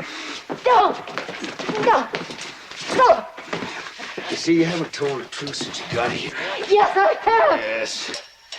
But I'll tell you what. You will. You better tell us everything. He'll make you talk. He gets a kick out of it. When Lewin came in from Santa Barbara today to identify his son's body, he said the boy was terrified of going back to the foundation. But all he could say is that he was locked up, alone, for long periods. I know that. I've seen tough cons fall apart in solitary. It's gonna be heavy for the kid. Yeah. Hell, we don't even know if Curry saw the kid after he ran away. Yeah, he's careful. Probably snatches the kids and looks them over for a while before he calls the parents. Yeah. Okay. You know that P-Brain Oaks lied to me? Cody doesn't show under the name he gave me. Strange. He knows you're gonna run a make on him right away. Maybe he just doesn't appreciate our problems.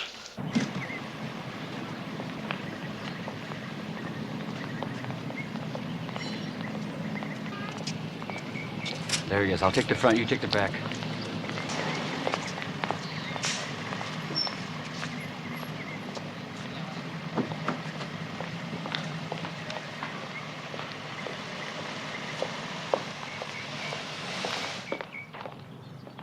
Hi there.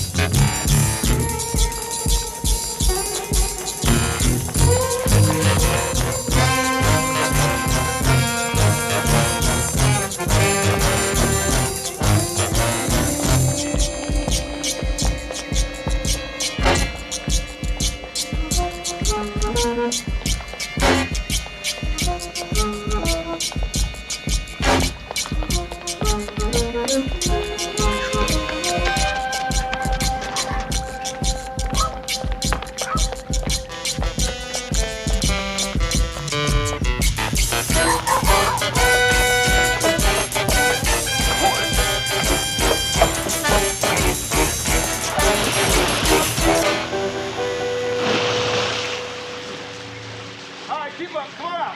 Come on out. I got it, Pete. All right, come on. Come on now. Bring him out. Come on. Come on, buddy. Oh. Hey. All right, hold it. That's terrific. Another 10 minutes, and I'd have been gone. What, you scared? You believe it. Come on. I'll tell you all I know. Just keep me out of it, okay? What about Curry? He's in it for the bucks. Cody, though, he's crazy. What did they do to the kids? I don't know. What do you mean you don't know? They got a room underneath the gym where they keep the violent ones. They were the hard cases. They come out like zombies. Hey, why is that? I don't know. I just want it out. What the hell are you running away from us for? We had nothing on you. I don't trust cops. Besides, I figured you'd mention me to Cody.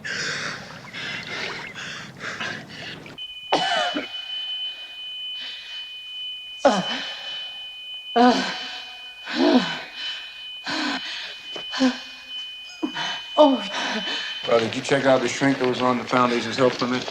Yeah? She turned out to be an outside consultant with a mail-order degree in psychology. She's had meetings with Curry, but she's never been to the Foundation, and she's never worked with the kids. We dropped it someplace. Well, maybe it's not our move.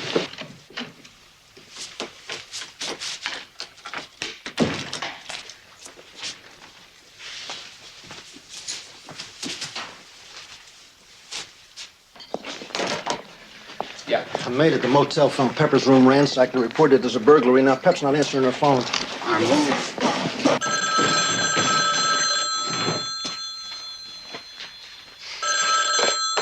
Hello. Is she there, Bill? No, she's not here. That door was forced. It could have been a burglary. Oh, Joe found Pep's car in the parking lot. Locked. I think we better get over that Foundation.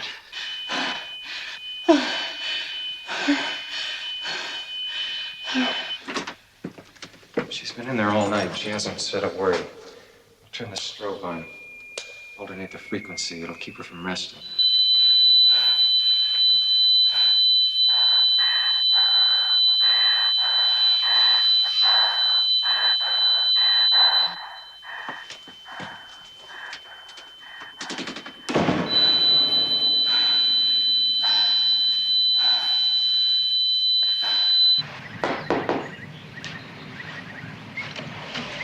Hi, I'm lost.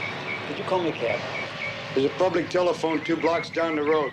Yeah, I know, but I got no change. And besides, it's a pretty frightening area around here. I get a little scared. Come on, be nice. Be a sweetie pie. What did you say? Let me use the phone. You know, being big and muscly isn't everything.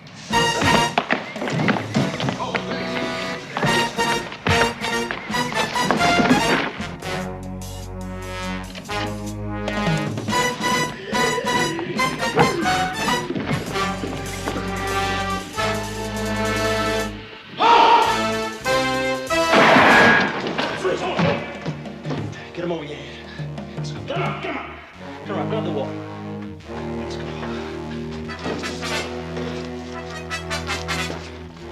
Where is she?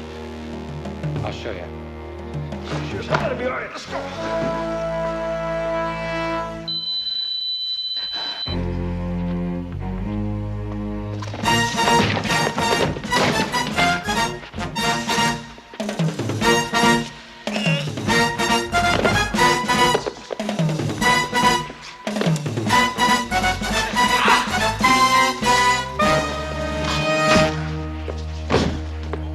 Let's go. Let's go.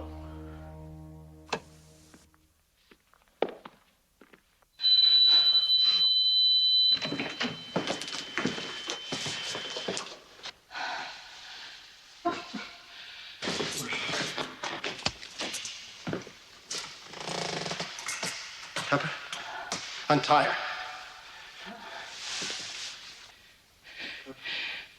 Bill. Pepper, you okay?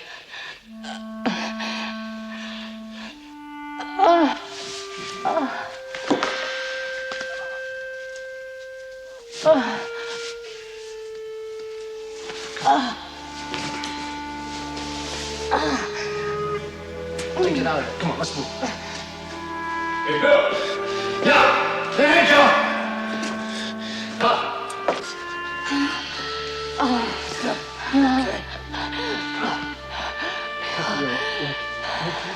Are you okay?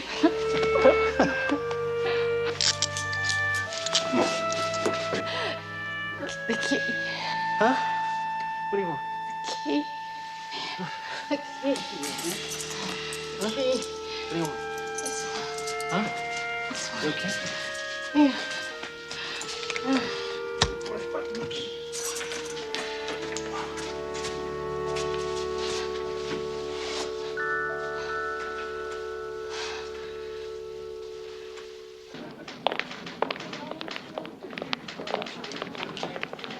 Couldn't shut him up. Really, they're still rapping. Yeah? Well, we got everything. That's great. Oh, how is she, Doctor? The child's all right physically. She's just a little disoriented. We're going to keep her here a few days for observation. Has anyone notified her parents that she's here? That's all been taken care of, thank you. Thank you. Thank you very much, Doctor. Thank you. Gonna be okay, Pam. Pam, we notified your father. He's on his way over. He's very concerned about you. My father. He loves you very much.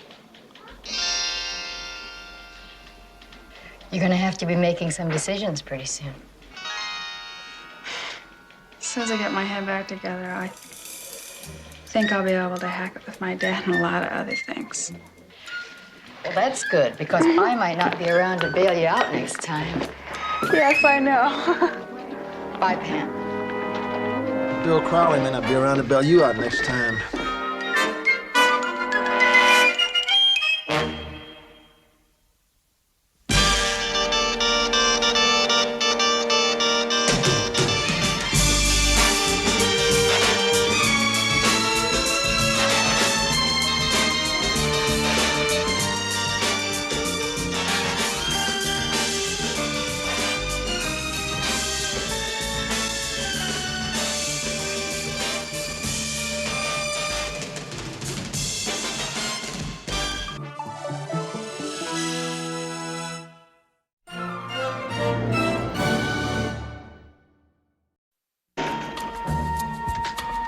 There were over 200 of these alone.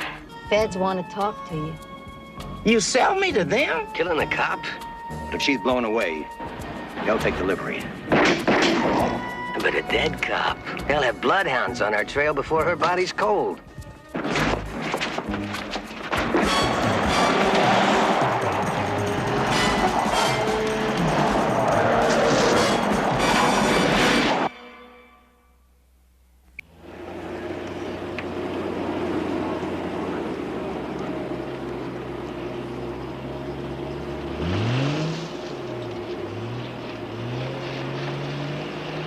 See what I mean? They go in, but sometimes they don't come out. Well, they've all come out today.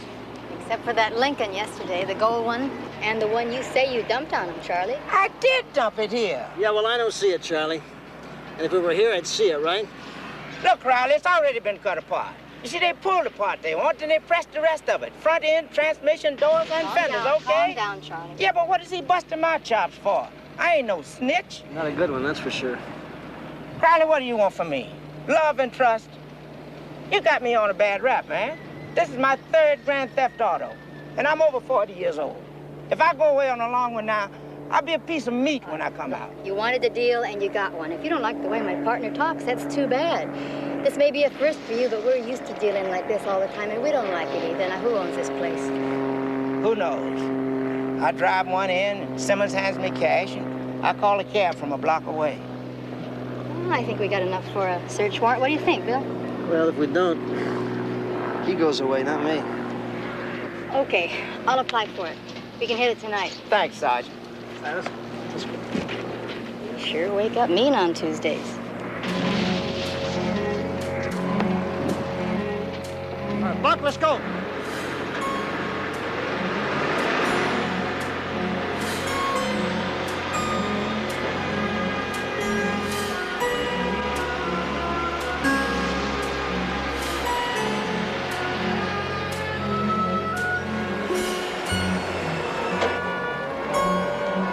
Thanks a lot, buddy.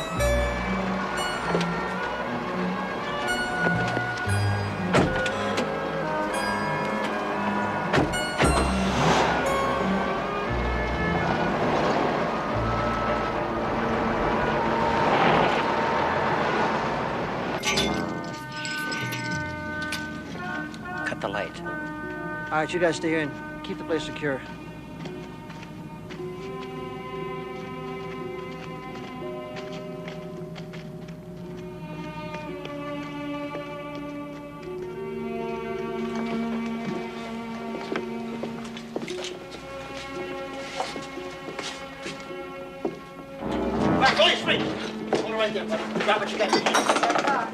Let's go. What's going on here? This is private property. You got no business here. Nobody called We you. have a search warrant. This is a stolen car. When did you guys start getting secretaries? Hey, Bill, it's got a lock on it. You want us to kick it in? You got a key for that door? I'm only a watchman here. I don't have keys for nothing. Kick it in, Joe. Okay, Peter. Wonder what's in here. I'm only the secretary. Ask the watchman. Stand back. Here, I must be getting old or something. try these.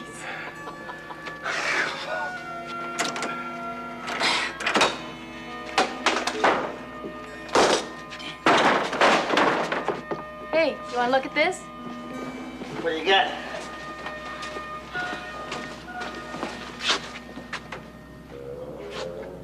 Look, I don't know anything about this stuff. I've never been in here before.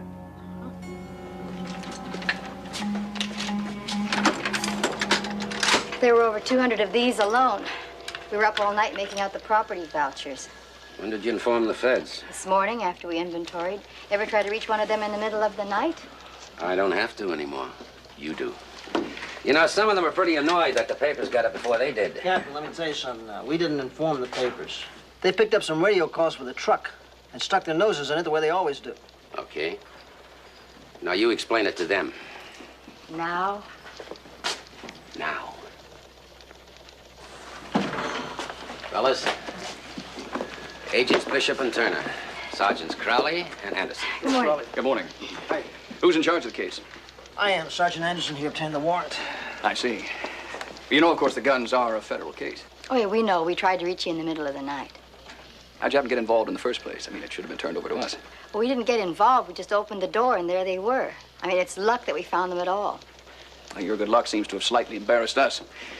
Have you seen the headlines? We figured on reading the papers with breakfast. We haven't had that yet either.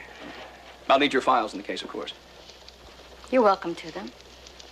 And the identity of your informant. We stopped at court to check your application for the warrant. You didn't name him. No, I didn't. You have to name him. You know that. Wait a minute. Her informant didn't know anything about the guns. He thought he was setting up a stolen car ring. I mean, there's no reason for her to give them to you guys. As her superior, Captain, I would suggest that you issue an order. Oh, I didn't hear anyone say they wouldn't cooperate, just that they won't divulge the name of their informant. Since when have you people been giving yours away? It's our case, Captain. And it's our informant. Look, I'll ask him whatever you want asked, but it goes through me. Sergeant, I think you're being unreasonable. I mean, we can force his disclosure. And you'll lose any cooperation from us. That includes Sergeant Anderson and me. Well, then I have to deal with your superiors. You know, we seem to be forgetting what this case is all about. We're supposed to be after a gun-running operation. We'll work with you or alone, but not for you. Captain, if I can have a few words with you in private. Mm-hmm. Here, gentlemen, feel free to use my office. Thank you. The files are locked.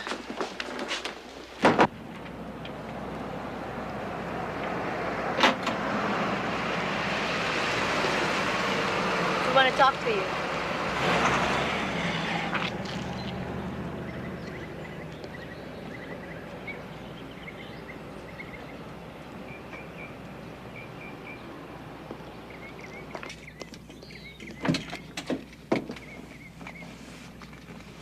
What?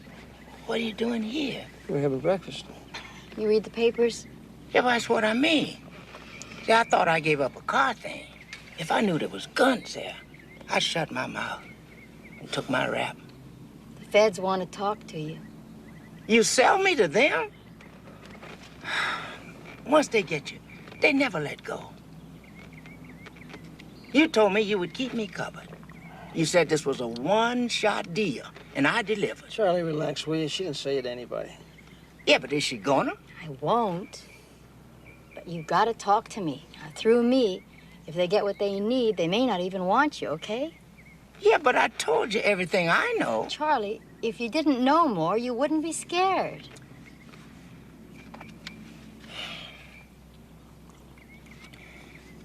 I know a few names. Just give us everything you got, Charlie. Let's start with the names. Well, there was a Jim Nolan. And there was a Grebs. I don't know him any other way. But they own a travel agency over on Benicia. There it is, Bonanza Travel Agency. Yep. The city record shows it in Wildwood, room 208. What are you going to do if they're up there? Bet your lunch they're not. Come in. Try the round ones, they're great. Then maybe you won't be so cranky later on. What do you mean later on? I just need some sleep. So do I. Oh, I want you to do me a favor, okay? It's easy. It's on your way home. Why couldn't you have just tried to set me up a little bit? Turn on the charm, promise me your body or something? Eat. Now, if you would stop by the city hall and check the corporate records again, it would save us a lot of time tomorrow. Mm-hmm. And what are you going to do? Have a pastrami sandwich for dessert. If your heart was as tender as your pastrami, you'd tell me what I want to know. I sell only the best. Meat, I know. Ask me about meat, I'll tell you anything. I'm asking about guns. You were buying everything in sight once and getting them out of the country, too. I was young then. That was 30 years ago. We were fighting a war and we had no guns. When we won, I never had anything to do with guns again. How do I find these dealers? Who are the big boys in it now? Pepper, behave yourself. I was running guns for my people. They gave me a medal. I saw a country born. Here I got no medal. I got 2 years in the federal prison. It's over. Now I sell heartburn. Ever hear of a Grebs or a Nolan? Sweetheart, please. I know you from from before you knew the difference between boys and girls. Have a celery, Tony. Find a husband. Forget this business. This ain't just cops and robbers. There's usually countries involved. These people play for serious. Hey, I'm going to find out. You're just going to be able to save me a lot of time. It's very important to me. Have a celery, Tony. I want names, information. What's the use? Nolan, I never heard of. Grebs, you got the name right. He was around when I was a big supplier even then. Today, I guess he could own his own war if he wanted to.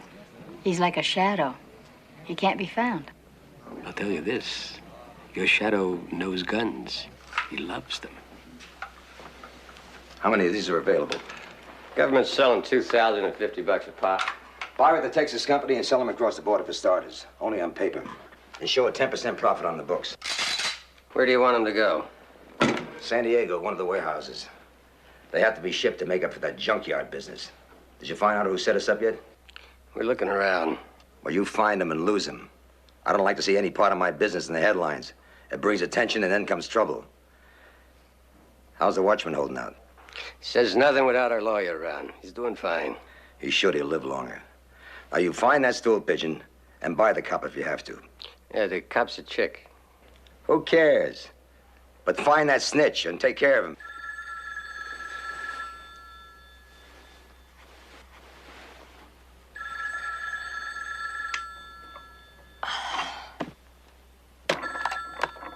Yeah. Well, good morning, my darling. It's that time again. It's Pete. I'm sorry to wake you up, but it's tomorrow already. Oh, no. You're lying. It's too soon, and it's still dark out. I know that, but we got a problem either way. Your secret gun informant is no secret anymore. How, Pete? What happened? Well, the feds got a hold of him somehow or other. They're up at his apartment, and he got word from his landlady, and he's really scared, Captain. He wants to talk with you right away. He said that you would know where. Joe's on his way to pick you up right now. Over there, Joe, the Ford.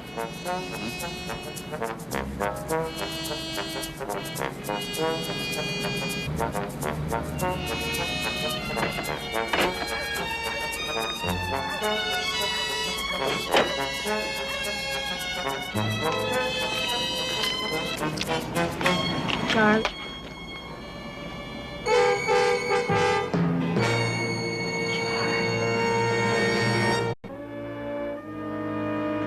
Could have dealt with him through me, and instead you found him and killed him. That's a pretty dumb accusation for a pro, Sergeant Anderson. And you left a traffic sign on the court records. We checked your cases. We came up with an obvious cop-out. It fit in. We went to question Witt. And left an even bigger sign for every street punk that Witt was an informant. How long did you think he'd live after that? 1 hour or 2? If you'd turned him over to us immediately, and we could have kept him safe. Until you were finished using him and then cut him loose. And they'd have dusted him anyway. Now how much information are you going to get out of him? As much as he told you, Sergeant. Which is nothing. He gave me a few names, which I'm checking out. What are they? I'm involved in this up to my neck. If you want any information, we're going to have to trade. Sergeant, I don't trade information. And I don't work for you. Now, you just might, before we're done.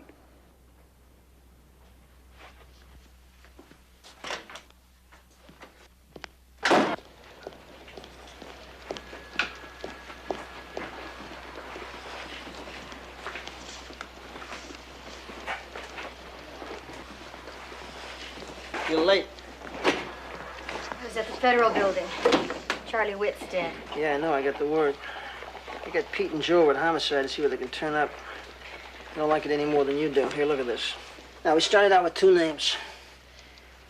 Now, we got a dozen corporations and over 30 names. I could keep going. I just ran out of time. And all these are right here in town. Who knows how many there are in other states? The feds would know. Then let's give them this and let them handle it. The way they handled Witt? It's their thing, Pep. Let's give it to them. Since when are you their biggest fan? You've been known to beef about them. Yeah, when they butt into our cases, sure. But now we're butting into theirs. You're gonna have to give it to them, Pep. I'm serious. This is an official telephone message. You're to appear before a hearing of a federal task force investigating arms suppliers. Right now, they got a subpoena on the way to the commissioner's office for you. They sure know how to throw their weight around. Yeah? What are you doing, calling your lawyer? My hairdresser. And then a friend of mine on the newspaper. They want a show, I'll give it to them.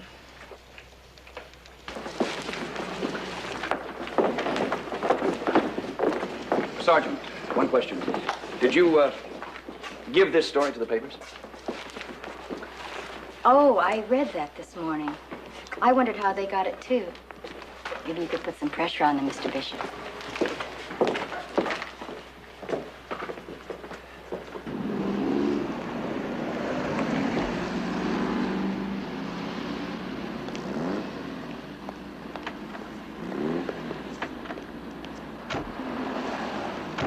I said lose him, dummy, not make him famous. I didn't know the feds were going to publicize it. I just didn't know. Oh, feds, nothing. That bust in the junkyard was a city job. They were looking for cars. Fink was a cop, Fink. Pair of pantyhose with a badge is making all these waves. Well, she's a cop. Can't do nothing about her. Look, you send a couple of your people over to listen to the hearings. Tape it if you can. It's only on for an hour every day on television. Use them, too. At least they look human. How about you? You be around just in case? I'm flying to Dallas. I'll be back in 3 days. What's in Dallas? Tanks. I've already got them sold. Now I got to buy some. Now you handle your end. You hear?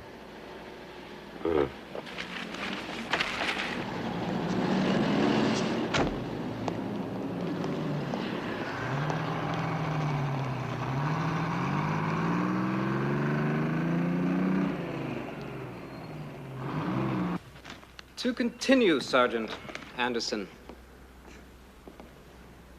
in your experience with gun shipments, did you ever happen upon a cache like this before? Mr. Hayes, I have no experience with gun running. This is the first time I've ever come across any major arms supplier. The information I have been provided with informs me that you are now investigating one such case. A case that apparently is not under your jurisdiction, and that you are not providing information to the proper authorities. Is that true? Are you asking me to admit to a crime, Counselor? I mean, surely you must know that you have to inform me of my rights first. That, too, is a federal decision. Perhaps the question was misunderstood. Let me rephrase it. This panel would appreciate any information that you could offer. I understand that, sir, but this is an open hearing, and so I would prefer to withhold... Unless you're planning to take the Fifth Amendment, I insist that you proceed. We are fully aware that this is an open hearing, but that's exactly our purpose. All right, sir. It appears that the gun dealers use a cushion of corporations that are in joint ownership and intertwined with each other and subsidiary companies. I found it to start with the Bonanza Travel Agency. The corporate officers are listed as a Nolan, Sanderson, and Phillips. Nolan is reputed to be in partnership with, or to be a main figure, in an operation headed by a man named Grebs. This man is not identified yet. There may be some available information by the Alcohol Tobacco Tax Agency, the ATTA, but federal information is not made available to local law enforcement, as you know. I think we shall adjourn for a couple of hours, hold a meeting in chambers. Gentlemen? Yes, sir, some of the information is in our files, but it's speculative and has not been confirmed. But it is in your files. Some of it, sir, yes. The purpose of this panel is to hear the information and decide what is relevant. We decide, not you. Mr. Chairman, I don't believe I could get authorization. Then we will have to adjourn until you do. No, we have a witness to continue with. I want everything you know put into the record, Sergeant Anderson. Let's get this pot boiling. You'll testify while we have the TV coverage.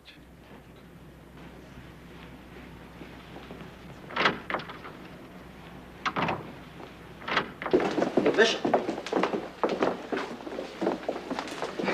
It's getting a little out of hand in there, don't you think? Yeah, and there was no reason for it. Look, if you're concerned about her safety, she just did it to herself in that hearing Her room. safety is our responsibility, and we can handle that. Well, good. If you're not sure, we can always put her under federal witness protection. That'd be the day when one of our people asks your people for protection.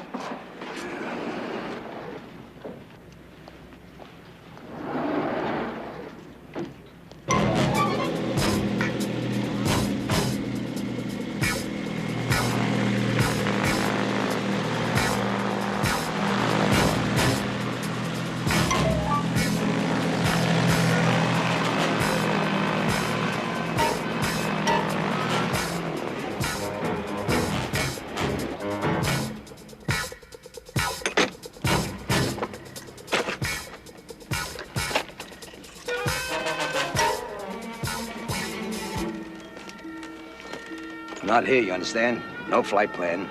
Not on any manifest. Took off from our own airfield in Texas. I'll be back before morning. Is that clear? Yeah, you're coming back on a commercial flight in 2 days. I understand that, but that's not what I'm worried about. He'll drop you off downtown, and when you get set, contact him. He'll be expecting your call. I'll be back by Thursday. By that time, the job should be done. Killing a cop? Look, that decision has been made. We got too much iron in the fire. Over $6 million with our South American customers alone. Now, if she keeps talking, they'll pull out. But if she's blown away, they'll take delivery. Yeah, but a dead cop. They'll have bloodhounds on our trail before her body's cold. Let 'em. In 1 week, all our deliveries will be made. Then we'll be gone. No trail, no problems. And a year from now, we'll be back in business. Come on, your man's waiting. And put Waldron on him to identify her.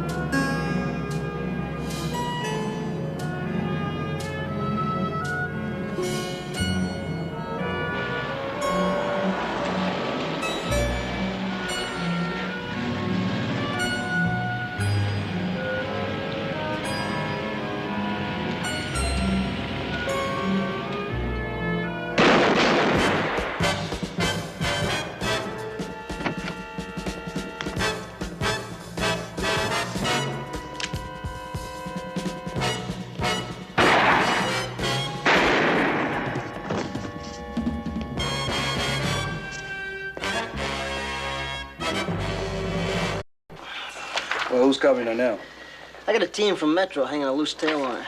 I promised them I'd keep her busy working so they could keep an eye on her. Keep an eye on whom? Nothing, I'm just telling them a joke. Oh, I'd love to hear it. It's dirty. You have to write it down to understand it? Hang a loose tail on me. Well, if they follow me to the John, I'll flush them. Well, one thing I cannot stand is family squabbles. Yes. Where are you going? Got a singing lesson. Bye. Okay, now for the good news. Word's down from the commissioner's office. We got to keep hands off anything to do with the arms case. Fine with me. Of course, they didn't say anything about murder cases, did they? You know, it's absolutely amazing the way you're starting to think like the old master. Come on, they're waiting for us in homicide.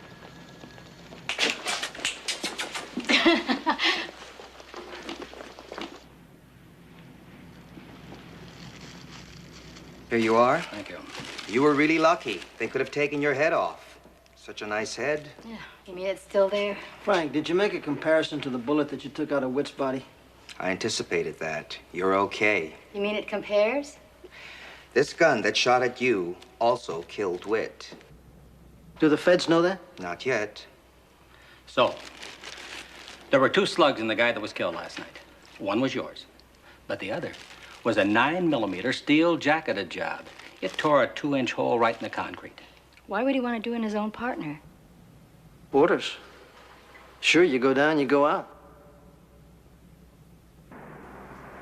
Pro could do that. An outside hitman with no personal feelings about the people he's working with. No loose ends. It's good enough. Well, looks like we're not the only ones sightseeing today.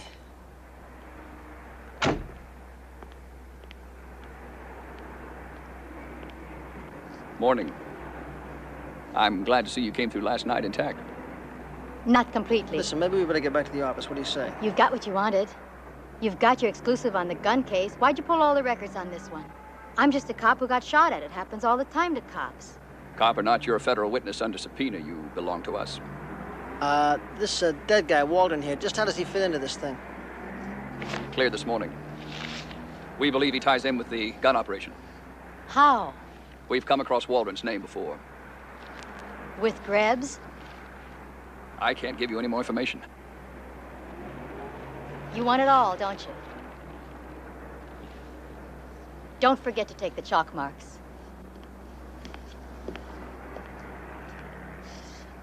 Listen, before you say anything, let me tell you about Pepper. She's a hell of a cop. She gets a little headstrong, but it's usually for the right reasons. Bishop, there's nothing in the world that's going to keep her off this case. She's already taken care of that with the committee. I mean, she set herself up. Yeah. But after it's all over with, it doesn't make any difference whether you love us or we love you. Just so long as we've all done the job and hopefully saved her life. That's exactly what I came here this morning to say to both of you, but she didn't give me a chance. Yeah, well, I never said she fights fair. Hey, there's just one other thing. Thanks for adding your protection. I just wouldn't let her know. Well, what's the expression? Stonewall it. Waldron. Here it is. He shows on one of the companies. That's no surprise. Bishop made that connection for you. Bishop didn't connect me to a damn thing. Okay. What's the company? A beauty parlor. It's about time you had your hair done, isn't it? That feels great. No wonder the men have taken over all these businesses for themselves. We don't get that many. Few regulars. Yeah, all I see is women in here.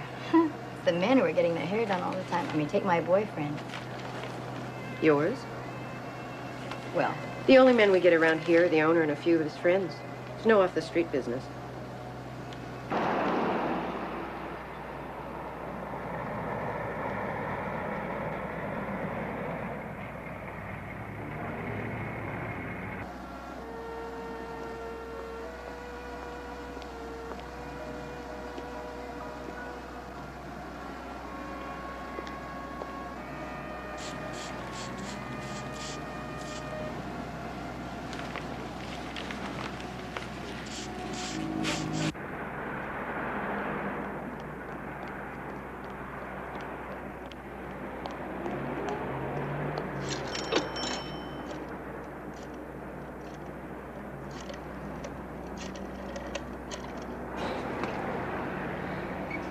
It's me. Can you stay where you are? I'll be right over. We got new trouble. She was sitting in front of me. You sure it was her? She doesn't look like just any chick I saw on TV. It was her. What kind of stuff did Waldron have in there? I don't know. He was your partner, your brother-in-law. What do you mean you don't know? I want her. You're not needed for that, I told you. I want her. You let Mike go out with that guy? He doesn't exist! You hear me? I hear you. But I want to go out with him. Look, we needed Waldron to point her out. That's all. Now he's attached to her. Do you understand? Yeah. What did you guys keep in the beauty parlor? Could be anything. But no guns. You idiots. Don't you understand anything? Those banana Napoleons are sitting back there waiting to see how we handle things before they agree to take delivery. Look, so Waldron left your sister a widow with 3 kids. But if we can complete delivery, have you any idea what her share will be? It'll be $200,000. Show me the bookkeeping on the Texas deal.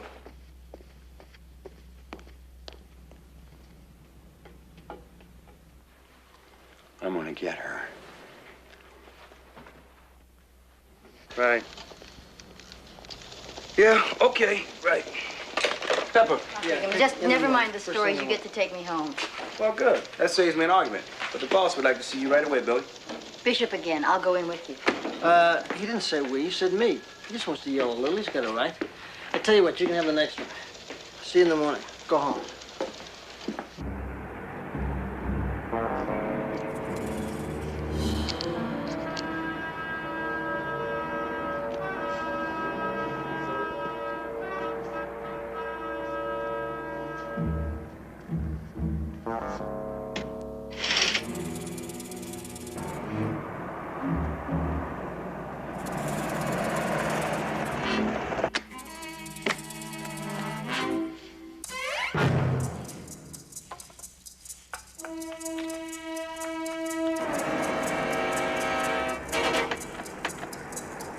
How come you need so many groceries?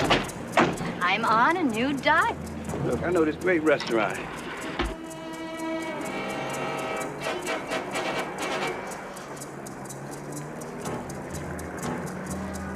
Artichoke stuffed with oysters. Joe! Joe! Joe! Joe! What? Oh, my God. Oh.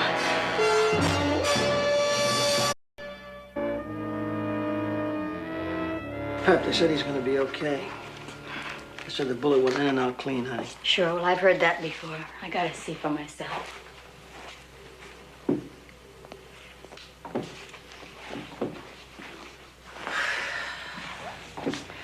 How is he, Pete?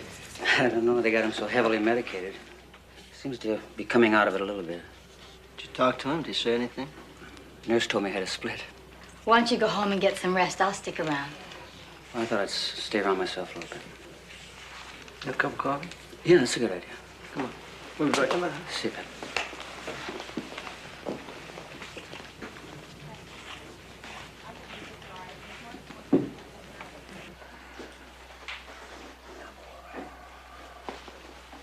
Is that more comfortable?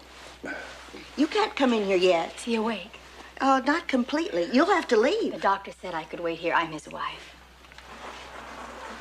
I'll check.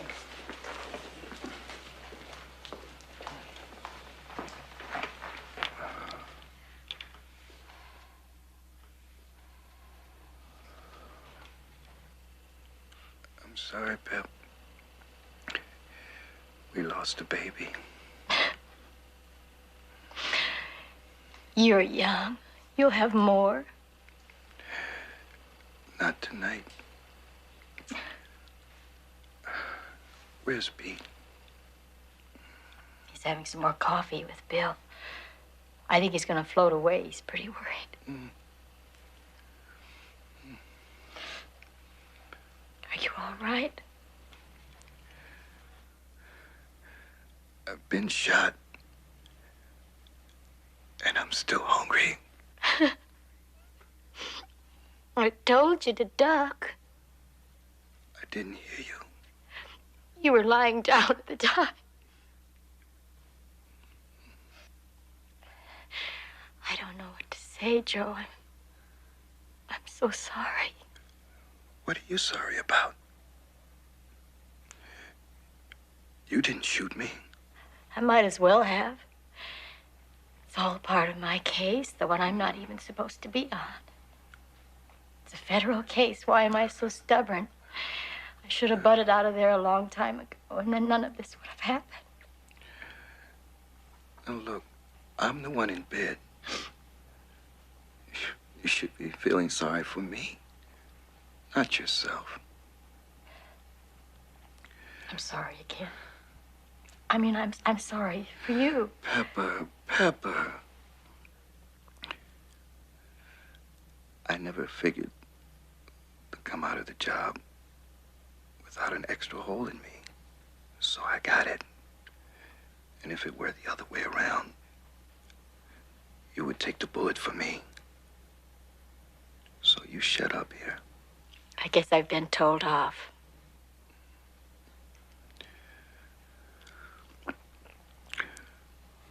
Of course, I was outstandingly brave.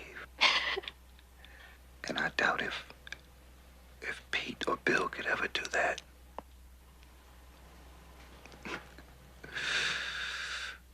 Look at that chick. Looks almost like she could lead a normal life. She can't. It would bore her to death.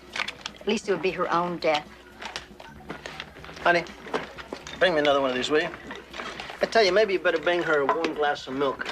She's going through her second childhood. Crowley, I am fully aware that I have us all in the jackpot because I felt the feds were putting me down. I don't mind a little pressure, and I don't even mind that you have to take a dressing down for me, but I almost got Joe killed. Pap, you almost got yourself killed, too.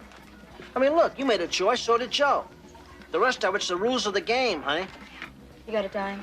Yeah, I got a dime. What do you want a dime for? Change the rules of the game. Who you calling? Tom Richards. Why are you calling the papers? Have you had enough publicity lately? Look, they're after me already. Might as well light a little fire under them, okay?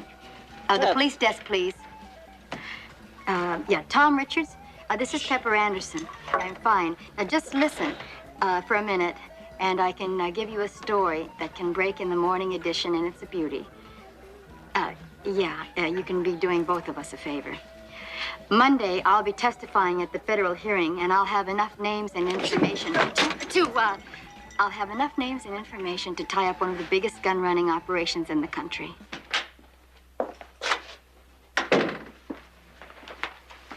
Read this.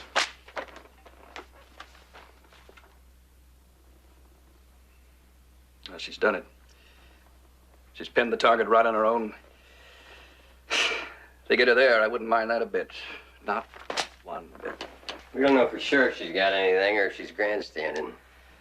The people we're dealing with don't know that either. Well, if the feds don't have us, she can't, right?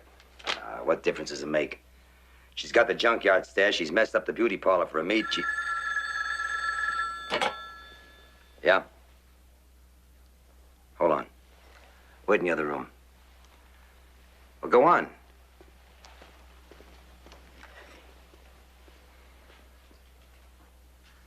What? You said take her when she's alone. She's never alone. I can't wait. Take her even if the army's surrounding her. That'll double your nut with me. But it's got to be before she talks to that committee again. Anything you say. It's a deal. It's a deal. Leave the money tonight. You know where. I know where. After I hang up, you won't hear from me again. Anything else? You do your job. We'll make a hero out of her. Check all the neighborhoods and see what you can find. Excuse me a minute. Now, before you say anything, you were right. We found some books that don't match with a hairdresser's income and some very interesting phone bills. Where do they check out to? That's what Turner's going to find out. Even takes us a couple of hours. Does Greb show up on anything? We'll have to wait on Turner. Well, check these out against what you got.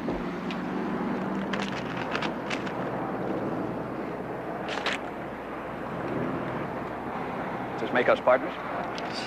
I wouldn't press my luck. You don't know when you're well off. If you have another raid, we want in on it. Now, look, the reason for all of this is to keep you safe, not make you available. I have more information I'm working on. I'd give in, Bishop. She's not going to. Who took it? The feds or the cops? Well, the guy who answered the phone at the beauty shop thought it was just the cops, but he wouldn't know the difference. Morgan or Wardrobe left any of that incriminating stuff in the beauty parlor, they're out. And if our lady friend talks before the committee with any of the stuff in that beauty parlor, their cut will be what they deserve. Nothing!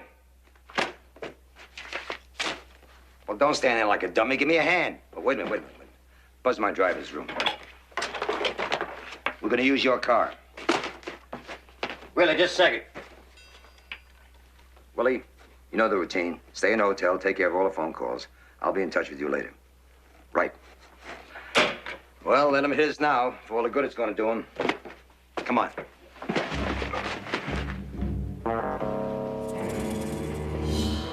All right, move 'em out.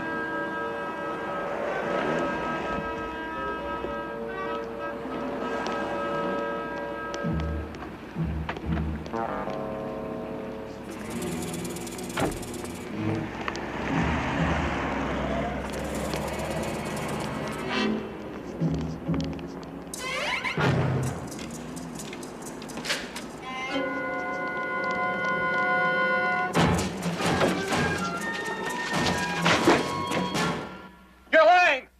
You killed him yourself! Here's the ballistics report. Look at it! There were 2 bullets in Waldron's body. The one that killed him wasn't mine. You're a liar. It could only have been a pro, Morgan. That's the way they work. You've been around, you know that. Greb's brought in a pro. He was with your brother-in-law. But he gave him the kiss-off, and Sergeant Anderson brought him down with her shot. You help us get Greb's, and we'll get the pro. We're gonna get Greb's one way or another. You help us. You tell us where we can find him. I cop out to you, the feds will put me away for life. What if we get you a deal with the feds? No, you can't pull that stuff. They don't deal with local cops. But what if we could? I deal.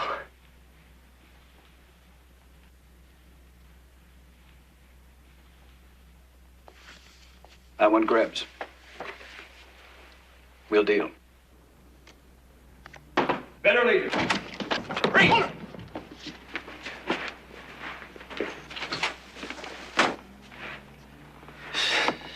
Get him out of here. Bring in Morgan. We almost had Grebs in Chicago once. He pulled the same stunt then. He'll check in by phone. My phone, huh? All right, Louie, get over here. That's our station.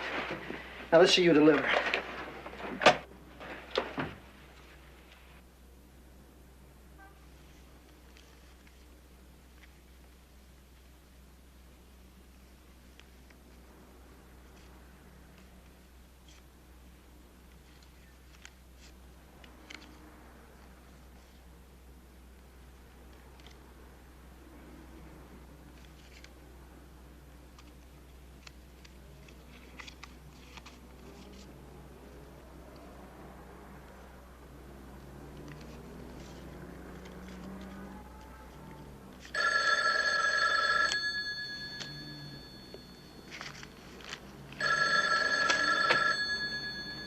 Get it right, or you lose all the way around.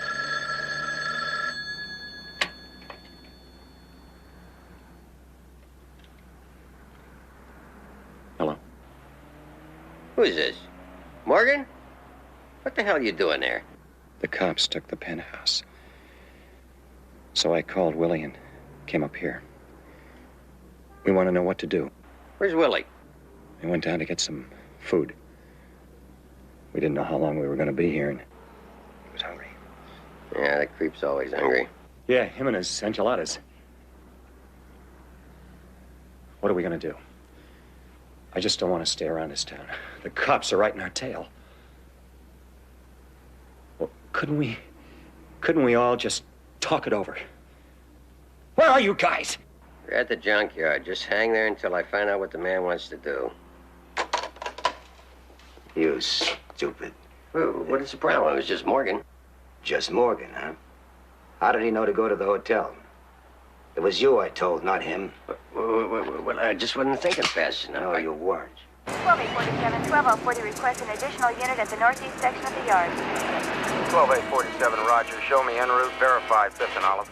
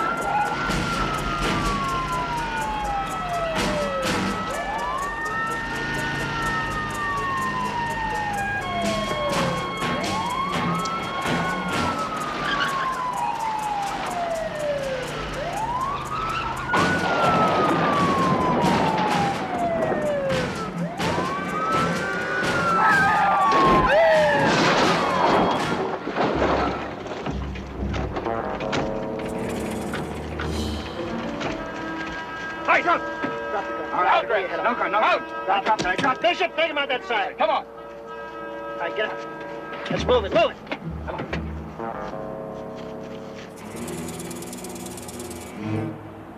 I got it. All right, sprint. All units. Go ahead. Man with a gun.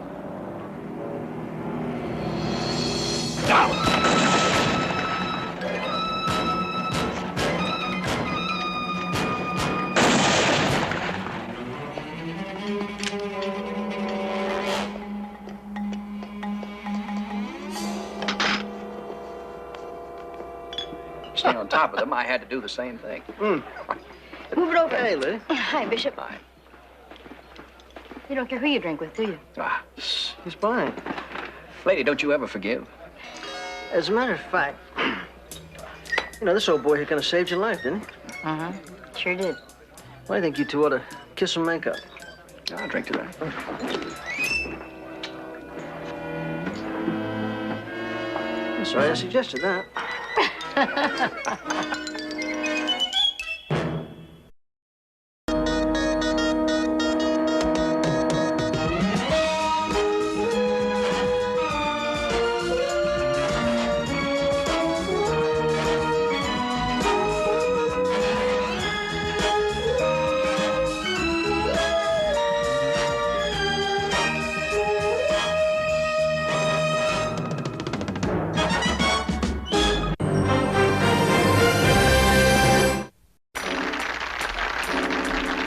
Who's my target? The perfect minorities to hate, Amelia. The smut peddlers. My name's Amelia, same as you, and I'm a prostitute. But then if you admit it, why didn't you tell the voters the truth? It was past history, private. One flew over the councilman's nest. Get me back to simple crime in the streets. You can do it, and I want it. Ask for Captain Barnes. Someone is trying to kill me. Wonderful city.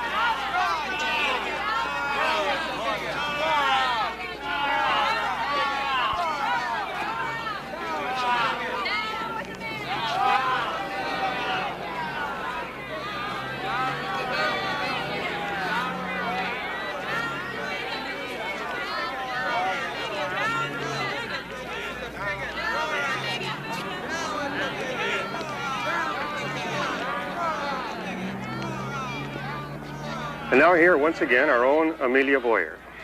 Thank you, Paul. I'm going to miss you. And we'll miss you, too. Most of you are aware this is my last day as co-anchor person here at KXLA. For There she better is. or worse, I have thrown my hat into the political ring as candidate for city council.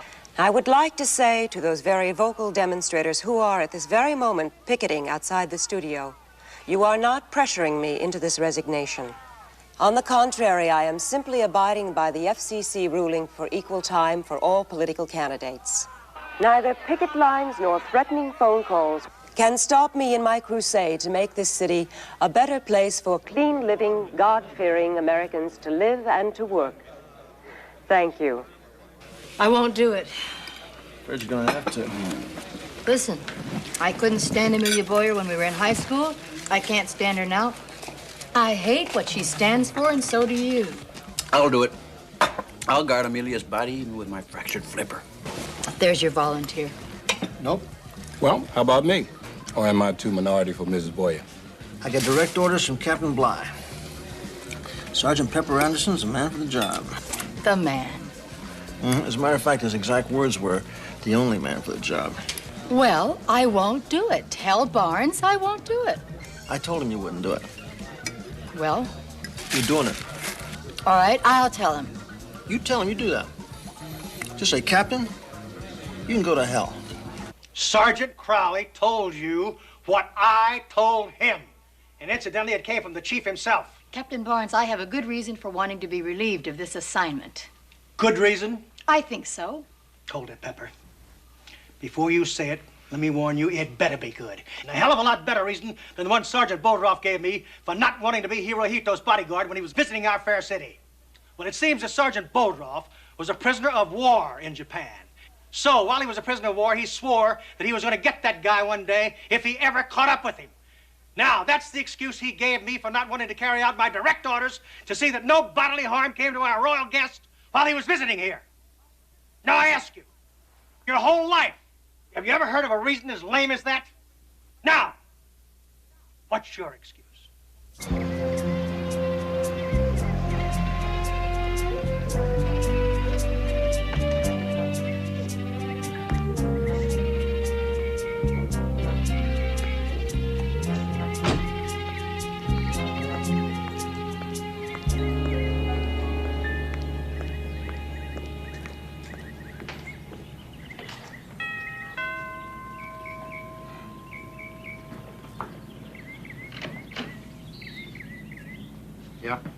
Police.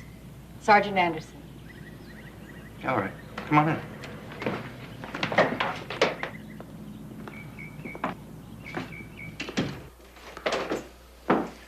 We got certain rules in this house. This way. And one of them is, I'm gonna have to frisk you. I hope you don't mind. I mind. Udo, you don't have to frisk a cop. Hello, Pepper. Hello. Amazing. Simply amazing. Who'd have ever guessed that the prettiest girl in high school would end up a lady cop? Policewoman. And I wasn't the prettiest. Whatever. Udo, would you take the policewoman's bag to the guest room? With pleasure. Thank you. Udo is quite an animal. I'm sure you'd know. The same fun-loving Pepper, except your hair, isn't it blonder? You've lost a little weight. Amusing. I try.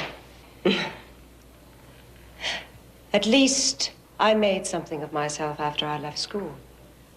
You certainly did. I've come a long way, baby, if I do say so myself. And just imagine you, the girl most likely to succeed, my bodyguard. I asked the chief of police especially for you, and only you. Thanks. I really appreciate that. Home. Be it ever so, cluttered. Say hello to Sergeant Anderson. Pepper in high school. My whiz kids, June and Jim Brennan. Mr. and Mrs. How do you do? Hi. Terribly, terribly young and terribly, terribly bright. Almost human computers you feed in statistics and outcomes campaign strategy. What do you think of this, Sergeant? How's this grab you? Make you want to rush right out and vote for her? For Amelia Earhart, anytime. Pepper's hardly the one to ask. She even voted against me for high school president. I won anyway. I remember. My kickoff speech, have you double domes given it some thought? We have. Got a great idea. Pepper, darling, I'm sure all this profound strategy would bore you silly. I'm sure it would. Could I help you find your room and you can clean up and whatever? Just tell me where it is. I'll find it. I'll call Udo. I'll find it. Up the stairs, first door to the left. Nice meeting both of you. You too. How come when I yell for a cop, I never get anything like that? Down, boy. This great idea. If you can get your mind off of sex and back to business, this great idea, I hope it has something to do with Councilman Grant. Did that investigator you hire find out anything? Not yet. So far, your most worthy opponent seems to be just that, most worthy. But something will turn up. And what if nothing turns up? Oh, it will, Amelia. Trust us. We'll make sure that it does. Did anyone check into his connection with those landlords who rent out those smut shops down on Bailey Street? Yeah, there's no proof. But we got a letter definitely stating that Grant... Crackpot time, Amelia. Did you see who signed it? Queen Victoria. Any rumor is potent before the election. All right. All right. So what's this great idea for my opening speech tonight? Who's my target?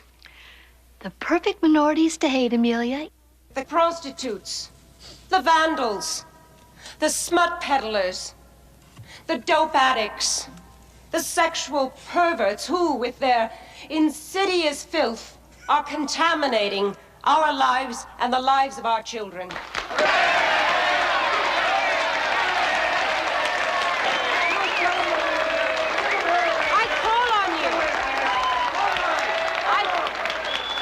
I call on you to help me protect our neighborhoods against these people. To exterminate those who are responsible. Not only those who commit the crimes, but those who allow them to happen. Protect our neighborhood. Protect our neighborhood. Protect our neighborhood. Protect our neighborhood. Protect our neighborhood. Hey, all be quiet, please. Quiet. Please, ladies and gentlemen, please, let the Reverend speak. I speak, Miss Boyer, as both a minister and a private citizen. And as both, I am all against pornographers, vandals, and other true criminals. But I cannot, with any conscience, continue to listen to your attacks against Councilman Grant.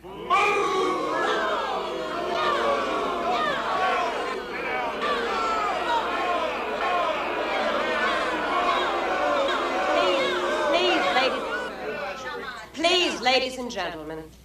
I'd like to say something. I'm a housewife and a mother, and I represent the Better Government League in this city. I'd like to go on record in decrying your heavy-handed use of extremist tactics, Miss Boyer, in order to gain votes for an office that we feel you are not, repeat, not qualified.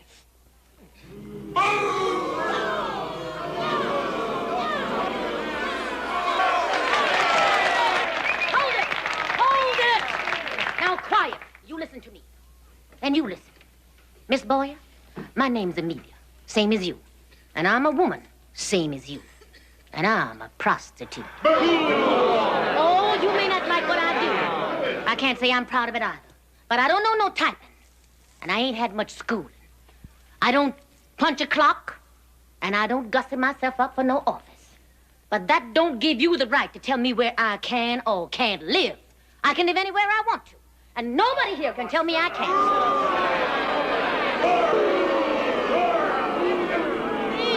Please, ladies and gentlemen, please.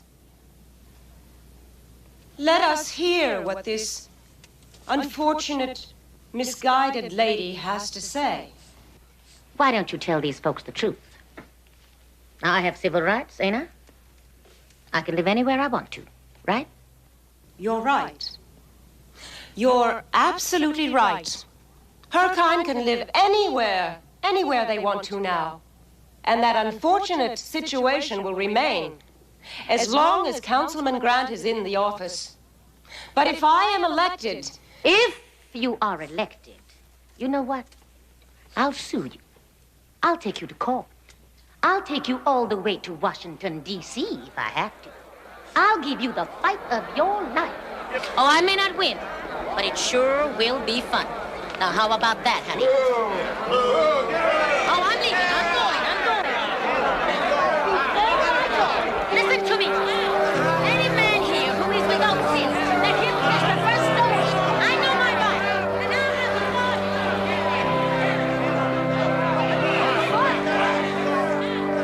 I know my right. Listen to this. Got this out of the editorial section this morning.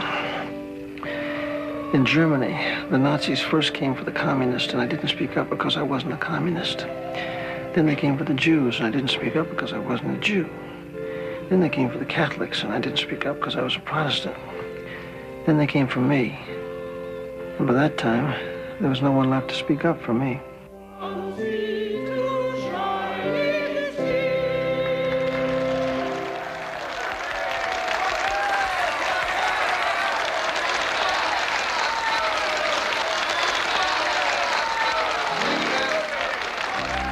Why me? Good morning. Ah, but soft. What light through yonder window breaks? Tis light in yonder truck. Why don't you fix it? I never knew Shakespeare too well.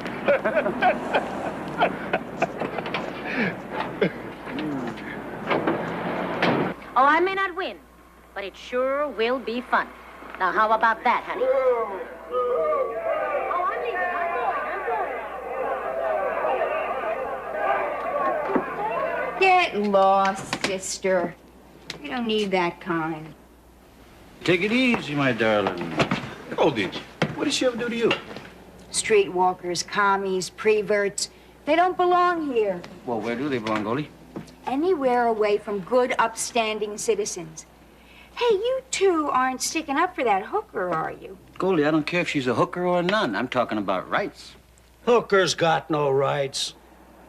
Is that your truck parked out front? Yeah. Did you know you left your lights on? I got it. Oh, thanks. You're welcome. Now, like I was saying. Well, it doesn't matter what you were saying, my friend. Everybody's got civil rights. Sure, but that's what makes Amelia Boyer so terrific. She'll see if those kind don't have any anymore. For sure. But whatever happened to that good old American saying? Live and let live. Now, that's the way I used to think. But then I started looking around at what's going on, and I don't like what I see. I mean, I don't like those people around, especially not here. You know, I'm sure gonna miss that Amelia on the 6 o'clock news every night. You know, when she says something, you can believe it. And she says Grant is weak, and he is. That's right. Why, do you know that he even thinks it's all right if you're gay? Yeah. But that Amelia is a living saint if ever there was one. And when she sings, oh, beautiful for spacious skies. What are we doing, auditions for the Gong Show, Goldie? Oh, boy, you guys really have some nerve, taking good taxpayers' money and then sitting around defending hookers and preverts and... Aren't you cops supposed to defend people like us? The boy is charged that prostitutes should be legally barred from so-called decent neighborhoods. Well, I'm afraid I can't comment on Miss Boyer's speech. I've been here at our fundraising banquet all evening, so frankly, I didn't hear what she had to...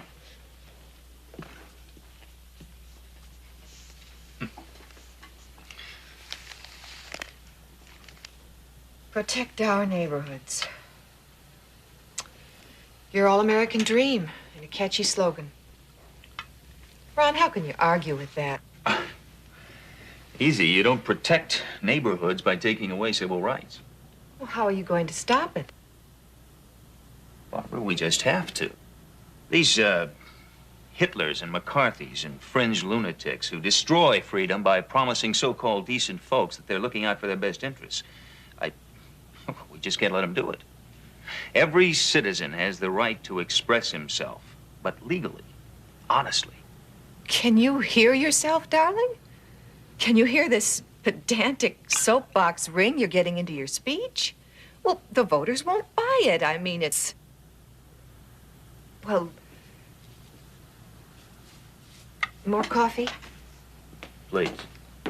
All right, Barb. Something's been bothering you all week. What? Nothing. That nothing means something. Did you hear that ring in your voice? It says, what I am saying, I do not mean. Thank you. Now, what's wrong? Don't let that woman drag you down. Withdraw from this rat race, please. What? Make an announcement that you've decided not to run in this year's election. Why would I do a thing like that? You want it in one word? Yeah. Amelia. In 2 words, Amelia Boyer. Ron, I'm afraid of this woman. She could crush you. She can make people believe anything she wants them to believe. So what can she say about me? Think. For one moment, think. It doesn't matter now. We know it doesn't matter anymore. But think what she could do if she found out. Daddy, how do you like it? Attention all 3rd graders. That's great. Did I spell the words right? 100%. I'm going to thumbtack it to the bulletin board in school. Good idea, huh? Well, Marianne, don't you think it would be a good idea if someone were to put up an Amelia Boyer poster, too, on the same bulletin board? Why her? Freedom of choice. You see, all the 3rd graders should have a chance to decide for whom they want to vote. Well, I think it's pretty dumb myself, but if you say so. I say so. Here's your lunch. You better hurry. School bus won't wait.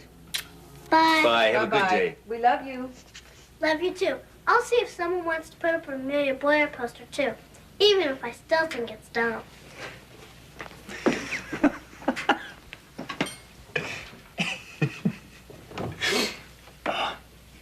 Ron,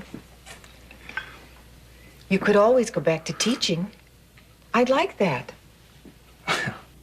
And lose out on that crucial 3rd grade vote for the city council?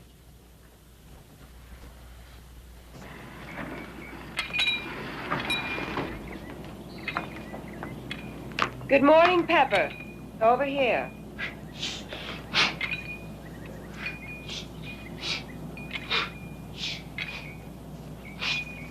Bravo, Udo, bravo. Laugh, dear. He loves encouragement. Why don't you throw him a fish? Lady Cub, how'd you sleep last night? Alone. Thank you. Udo, go take a shower. Yeah, boss lady, whatever you say. Coffee hot? Help yourself. I'll call Marguerite for your breakfast. No thanks. Just coffee's fine. You don't like me very much, do you? You never did. I don't like what you stand for. And what does that mean, what I stand for? You're a hypocrite. You always were. Throwing around all that garbage about protecting the good guys from the bad guys, the evil, the undesirables, the untouchables. It's all as phony as you are, but there is one consolation. Oh, what's that? You'll never get away with any of it constitutionally. Oh, you're a lawyer. If you are elected, Amelia, you won't change a thing. Only the trappings will be different.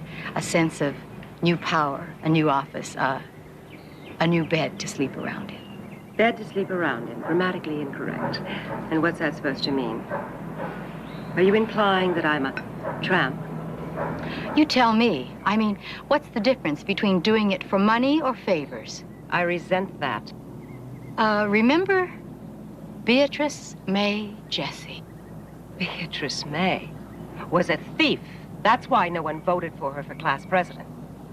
Lucky for you, they found those stolen supplies in her locker the day before the election. Alan Hunter found them, didn't he? I wonder how he knew they were there. Beatrice May was guilty. Why else would she take that overdose? I don't know why, do you? Listen, Pepper, darling, I don't have to take this from you. I could get someone else from the police department. Great.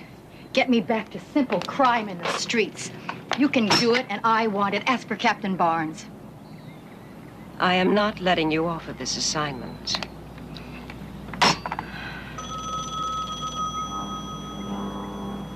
You have the phone. Answer it.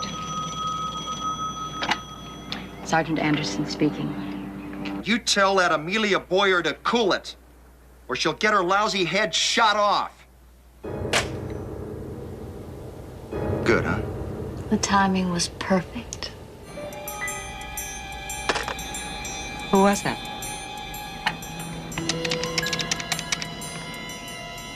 Sergeant Crowley, please. It's urgent. What's happening? I have a right to know. Crowley. Yeah, Pepper. What else did he say? Get her lousy head shot off. Better get Pete and Joe over here and, forget about springing me. Okay, you got it. I told you I needed protection. Someone is trying to kill me.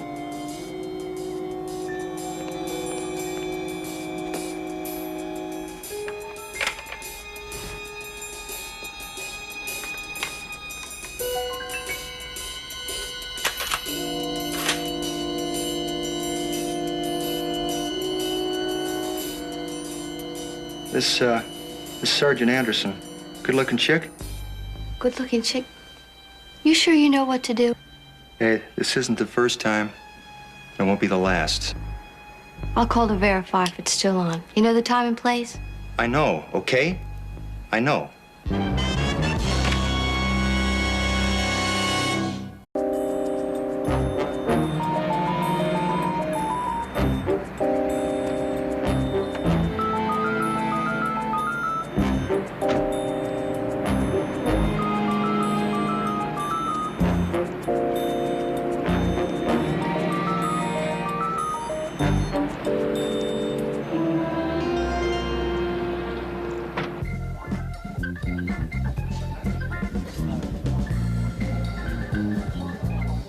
Over here, Crowley.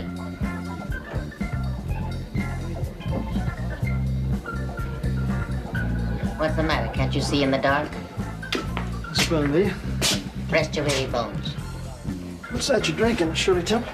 I'm drinking expensive on you. You see, if you'd come to my place like I told you on the phone, drinks on the house. Yeah, and I told you, you better be careful how you proposition me. I just might have to run you in. No, you wouldn't do that to a little old card-carrying coyote like me, would you, baby? I just might. Yeah, you just might. Anyway, I'm safe. You called me, I didn't call you. Now, what's on your mind, Crowley? And that's not a proposition. Look, I know how you feel about Amelia Boyer. Don't speak such language in mixed company, please. Level with me, Amelia, will you? Now, who's propositioning? Have you heard any rumbles in your business? Anybody threatening to blow her head off with a shotgun, anything like that? Boyers? Boyers. Well, we sure hate her guts.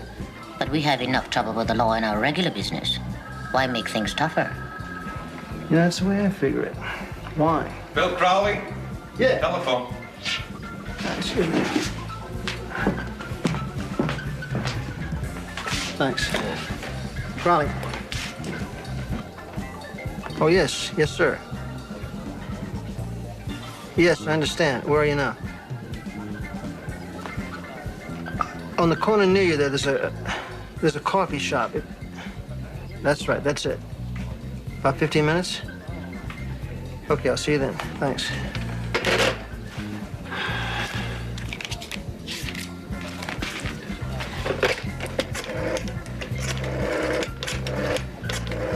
Want a drink? Oh, thanks. Why don't you give the lady another one, will you? Think she needs it? Here's a bill already. You're kidding. Yeah. Pepper Anderson, please. Sergeant Crowley calling. Forget it. Like I figured. Yeah, Pep. How would you like to join me for a cup of coffee?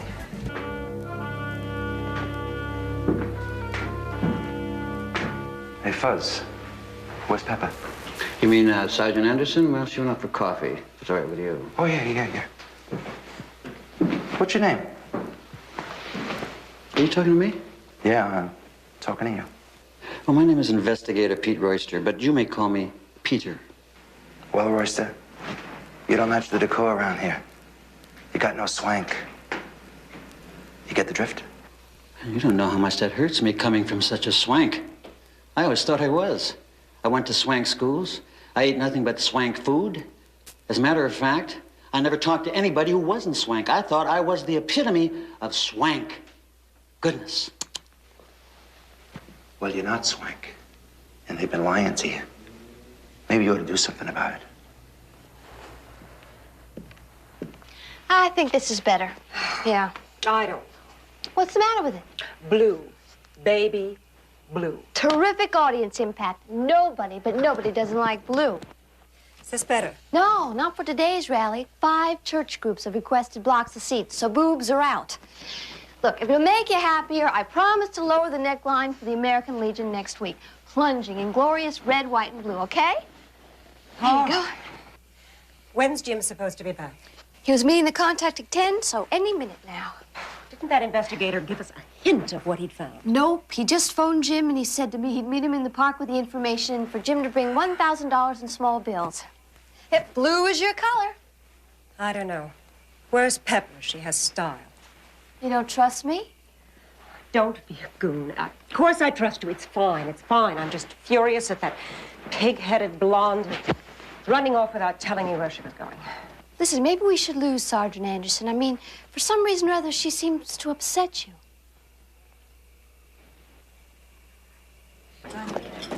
Coffee black, please. Hi, Bill. This is Councilman Grant, Sergeant Anderson. How do you do? It's a pleasure. What can we get you? Coffee's all I'm having, thank you. It's here. That's fast service. Faster than you'll get in the city. Believe me. I have the feeling she's not one of my staunchest supporters. I have a feeling you're right. Well, first of all, thank you for meeting me here instead of police headquarters. I'd rather not talk to reporters just yet. What's happened? Somebody broke into his office. Took some documents from his files that could be damaging to his campaign if they were made public, right? That's right. What's in them? I'd rather not say, unless you tell me I have to. Believe me, nothing of a criminal nature. No records of bribes or illegal contributions, nothing like that. I was hoping you could investigate without any publicity. Is that possible? That's why I wanted Sergeant Anderson here. Since she's working at Boyer's, maybe she'll come up with something. Are you sure the contents could be used against you in the campaign? Well, an unscrupulous opponent might be tempted, but I honestly don't know about Amelia Boyer.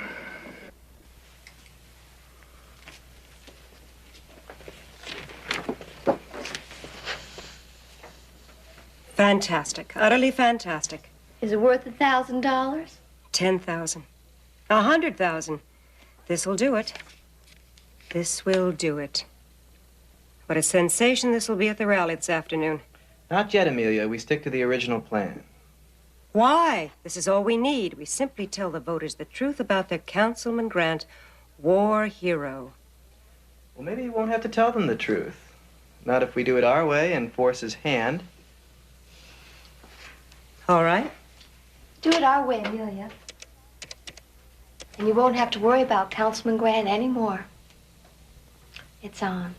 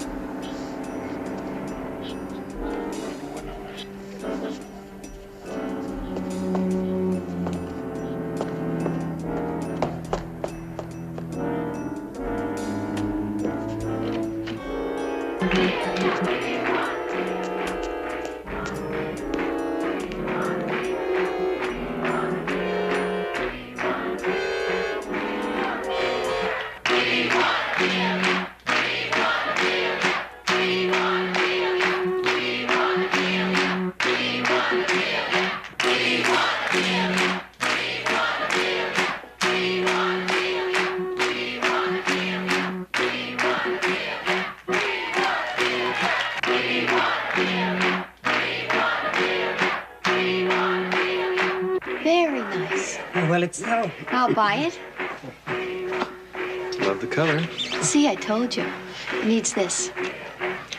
Oh, the miracle of a sweet opening bud. Go, Sally. Listen to that, Pepper. Don't you want to go out there with your pom-poms and lead the cheer?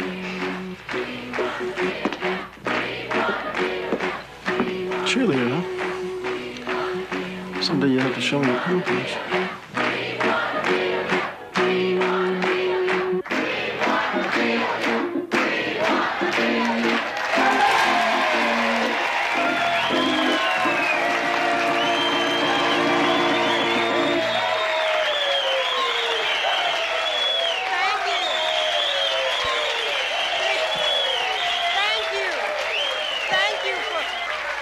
Thank you for your love. Thank you for your confidence. And thank you for wanting to help me rid this city of the sin and of the corruption.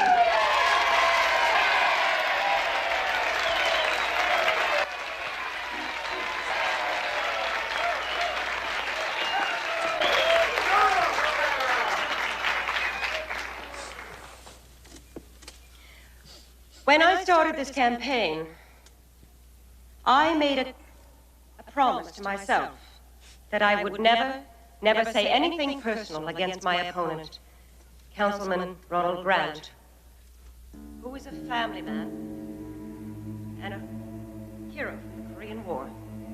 I unfortunately must now break that promise in order to be a good American citizen and reveal to you documented evidence that has come into my possession, proving that Ronald Grant has been less than truthful with you, the decent voters of this wonderful city.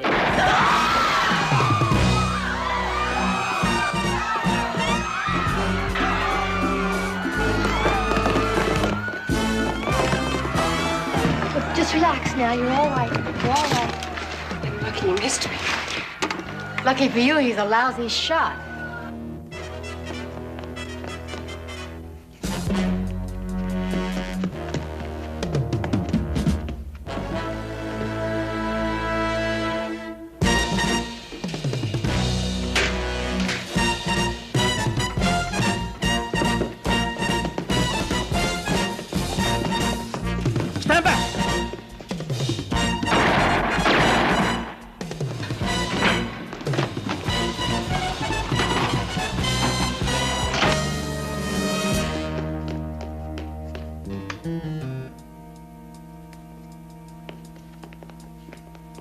Over here. Where'd he go?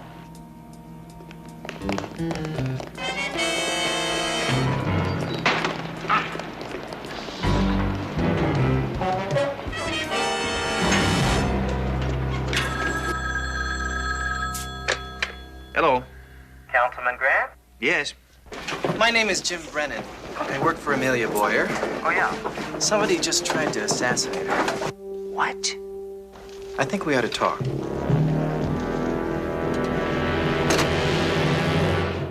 This is Bill Baldwin speaking to you live from in front of the palatial home of Amelia Boyer. We're waiting for the arrival of Councilman Ronald Grant. According to a spokesman for Ms. Boyer, the councilman called her almost immediately after the attempted assassination, requesting a meeting between the two. Now, although Amelia Boyer has said herself that she believes that Councilman Grant was in no way involved in the shooting incident and the attempt on her life, and even though it was at the same time that she was about to reveal, and I quote, documented evidence that Grant has been less than truthful with the voters, end quote, I'm sure the news people gathered here, like myself, will want some answers to the questions about his possible involvement in that shooting incident. Ladies and gentlemen, I see a car driving up now. It is Councilman Grant. It's about that time.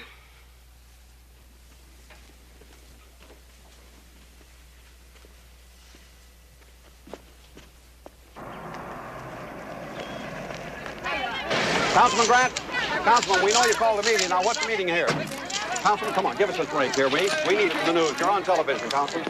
Councilman, come on. We need the words here. We need the words. Our people would like to hear from you, Councilman. Councilman, please. What is the purpose of the meeting, sir? No comment. Yes, but our listeners I'm are sorry. anxious to... I have no comment. Well, you saw and heard, ladies and gentlemen. Councilman Grant has refused to say anything at this time about the rather extraordinary events that have taken place during the day. Now, we'll return you to our studios, but we will remain here, and when the councilman comes out, maybe we can get an interview with him. Bill Baldwin, KXLA News. There's no need to beat around the bush, is there? I think you're familiar with what transpired this afternoon. No, I'm not sure. I heard on the radio. Well, you know, I had nothing to do with this terrible thing. Take it easy, sir. We're not accusing you of trying to kill Amelia.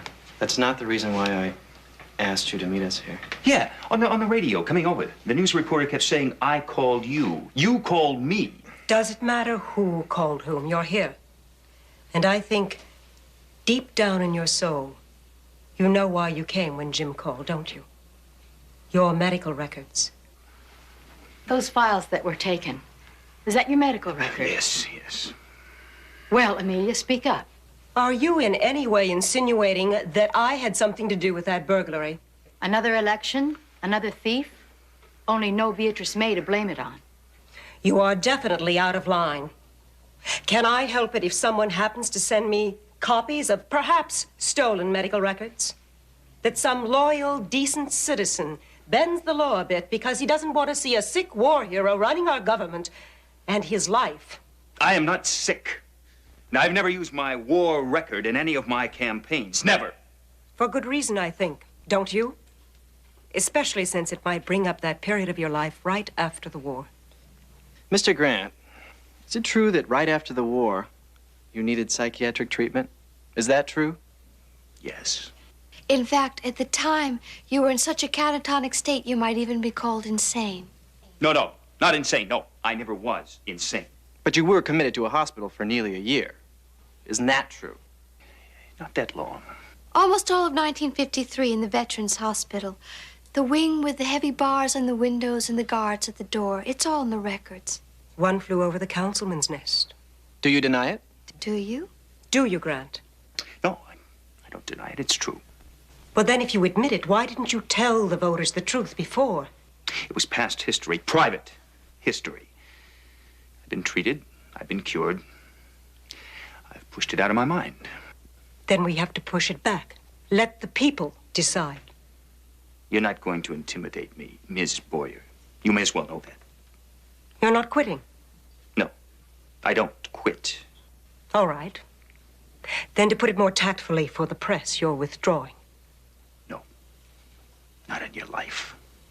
But don't you understand? We're talking about your life. You can do an awful lot of other things. Worthwhile things, you and your lovely family. Don't listen to her. You stay out of this. If you don't withdraw, Grant, you force me to tell the people the truth. That you are a sick man, unable to fulfill the responsibilities of his office. I almost told them this afternoon when, fortunately for you, I was interrupted by a would-be assassin. Probably hired by you. No professional would miss you that far unless he did it intentionally. Now you've gone too far. I want you to get out of here now. With pleasure. Get out! Hang in there, Councilman. Don't give up.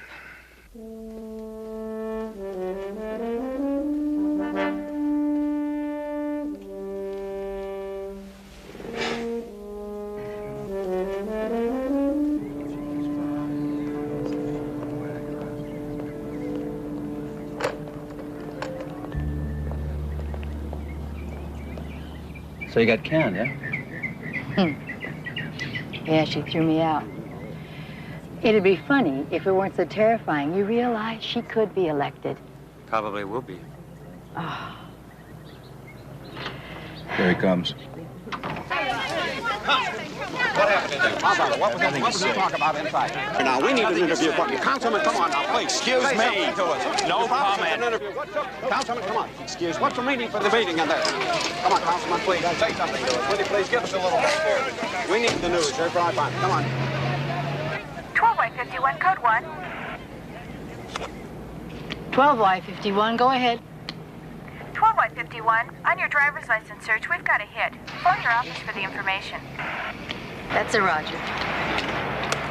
Here comes that Brennan lady.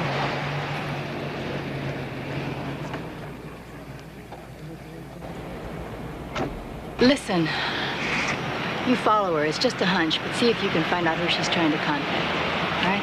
What, you're not coming? No, I got a call to make.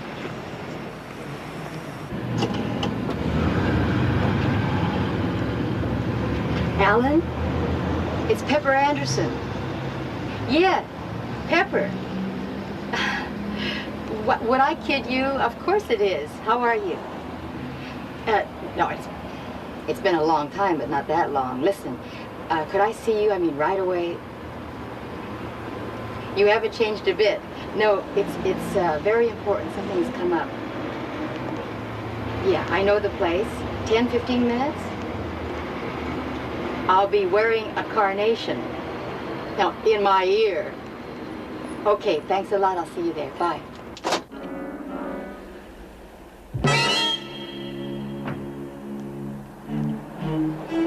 Do we follow her?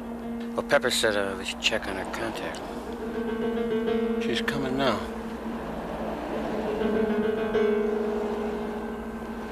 She's getting into the car.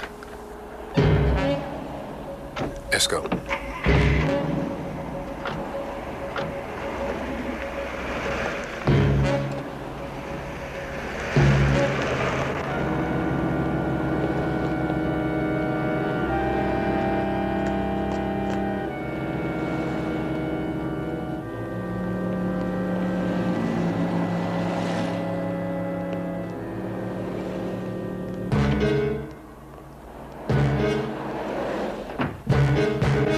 Police, wanna?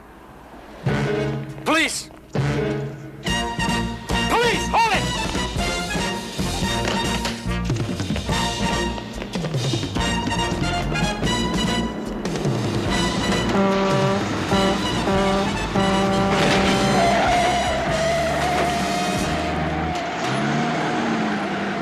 So the would-be assassin is dead?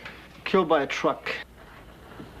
Without him to testify, it'll be tougher, but I still think we'll be able to prove that your would-be assassin was actually hired by you. I hired an assassin to kill me? To miss you. We dug that slug out of the auditorium stage a good 5 feet away from where you were standing. You've been listening to Anderson and her wild accusation that I hired my own assassin. This was in the dead man's pocket. Inside were $5,000. Now, we've been very careful about the way we handle this thing because of the fingerprints. They could be yours. Mine? 2 police officers saw you leave the dead man's motel room just a few minutes before he was killed. Sergeant Crowley, I have no idea what this is about. In fact, I may call your chief and complain about this outrage, especially Pepper's behavior. You want me to dial it for you? I told you to get out and stay out. I realized that you could carry this I am innocent routine right through your campaign and get yourself elected. And your terribly, terribly bright twosome here would go along with it. So I brought some insurance. Alan. You remember Alan Hunter, captain of the basketball team? Hello, Amy. What are you doing here? Pepper called me. I told her the truth. It was a relief after all these years of feeling guilty. What are you talking about? My planting those supplies in Beatrice May's locker. At the time, when you asked me to do it, I thought it was a joke. I didn't know she'd commit suicide over it. Why would I ask you to do a stupid thing like that? Because you wanted to win a high school election. We've got to make sure you never do anything like that again. Are you threatening me? In your own way, you killed Beatrice May Jesse. That's a lie. And right now, you're trying to make Ronald Grant commit political suicide. He's already committed political suicide. Don't you understand? He's weak. Look at his record. He's ineffective. I'm strong, efficient. You have to give me credit for that. And I can clear the streets of the scum. I can cure some of society's worst evils. Amelia, your kind of cure is worse than the disease. It is with deep sorrow and after much soul-searching that I have decided to withdraw from the city council race. Oh, don't quit, Amelia. One reason is you can't live through an attempted assassination and feel the same. But let me tell you, I will run again. And then I will do everything in my power to make our city a city to be proud of. So, keep your faith. We shall protect our neighborhoods. Thank you. Right. We'll do it, Amelia. That's called snatching defeat from the jaws of victory. You think she'll run again? Her kind has more lives than a cat, and they always seem to land on their feet. Well, why don't you drink up? Come on over and help me protect my neighborhood.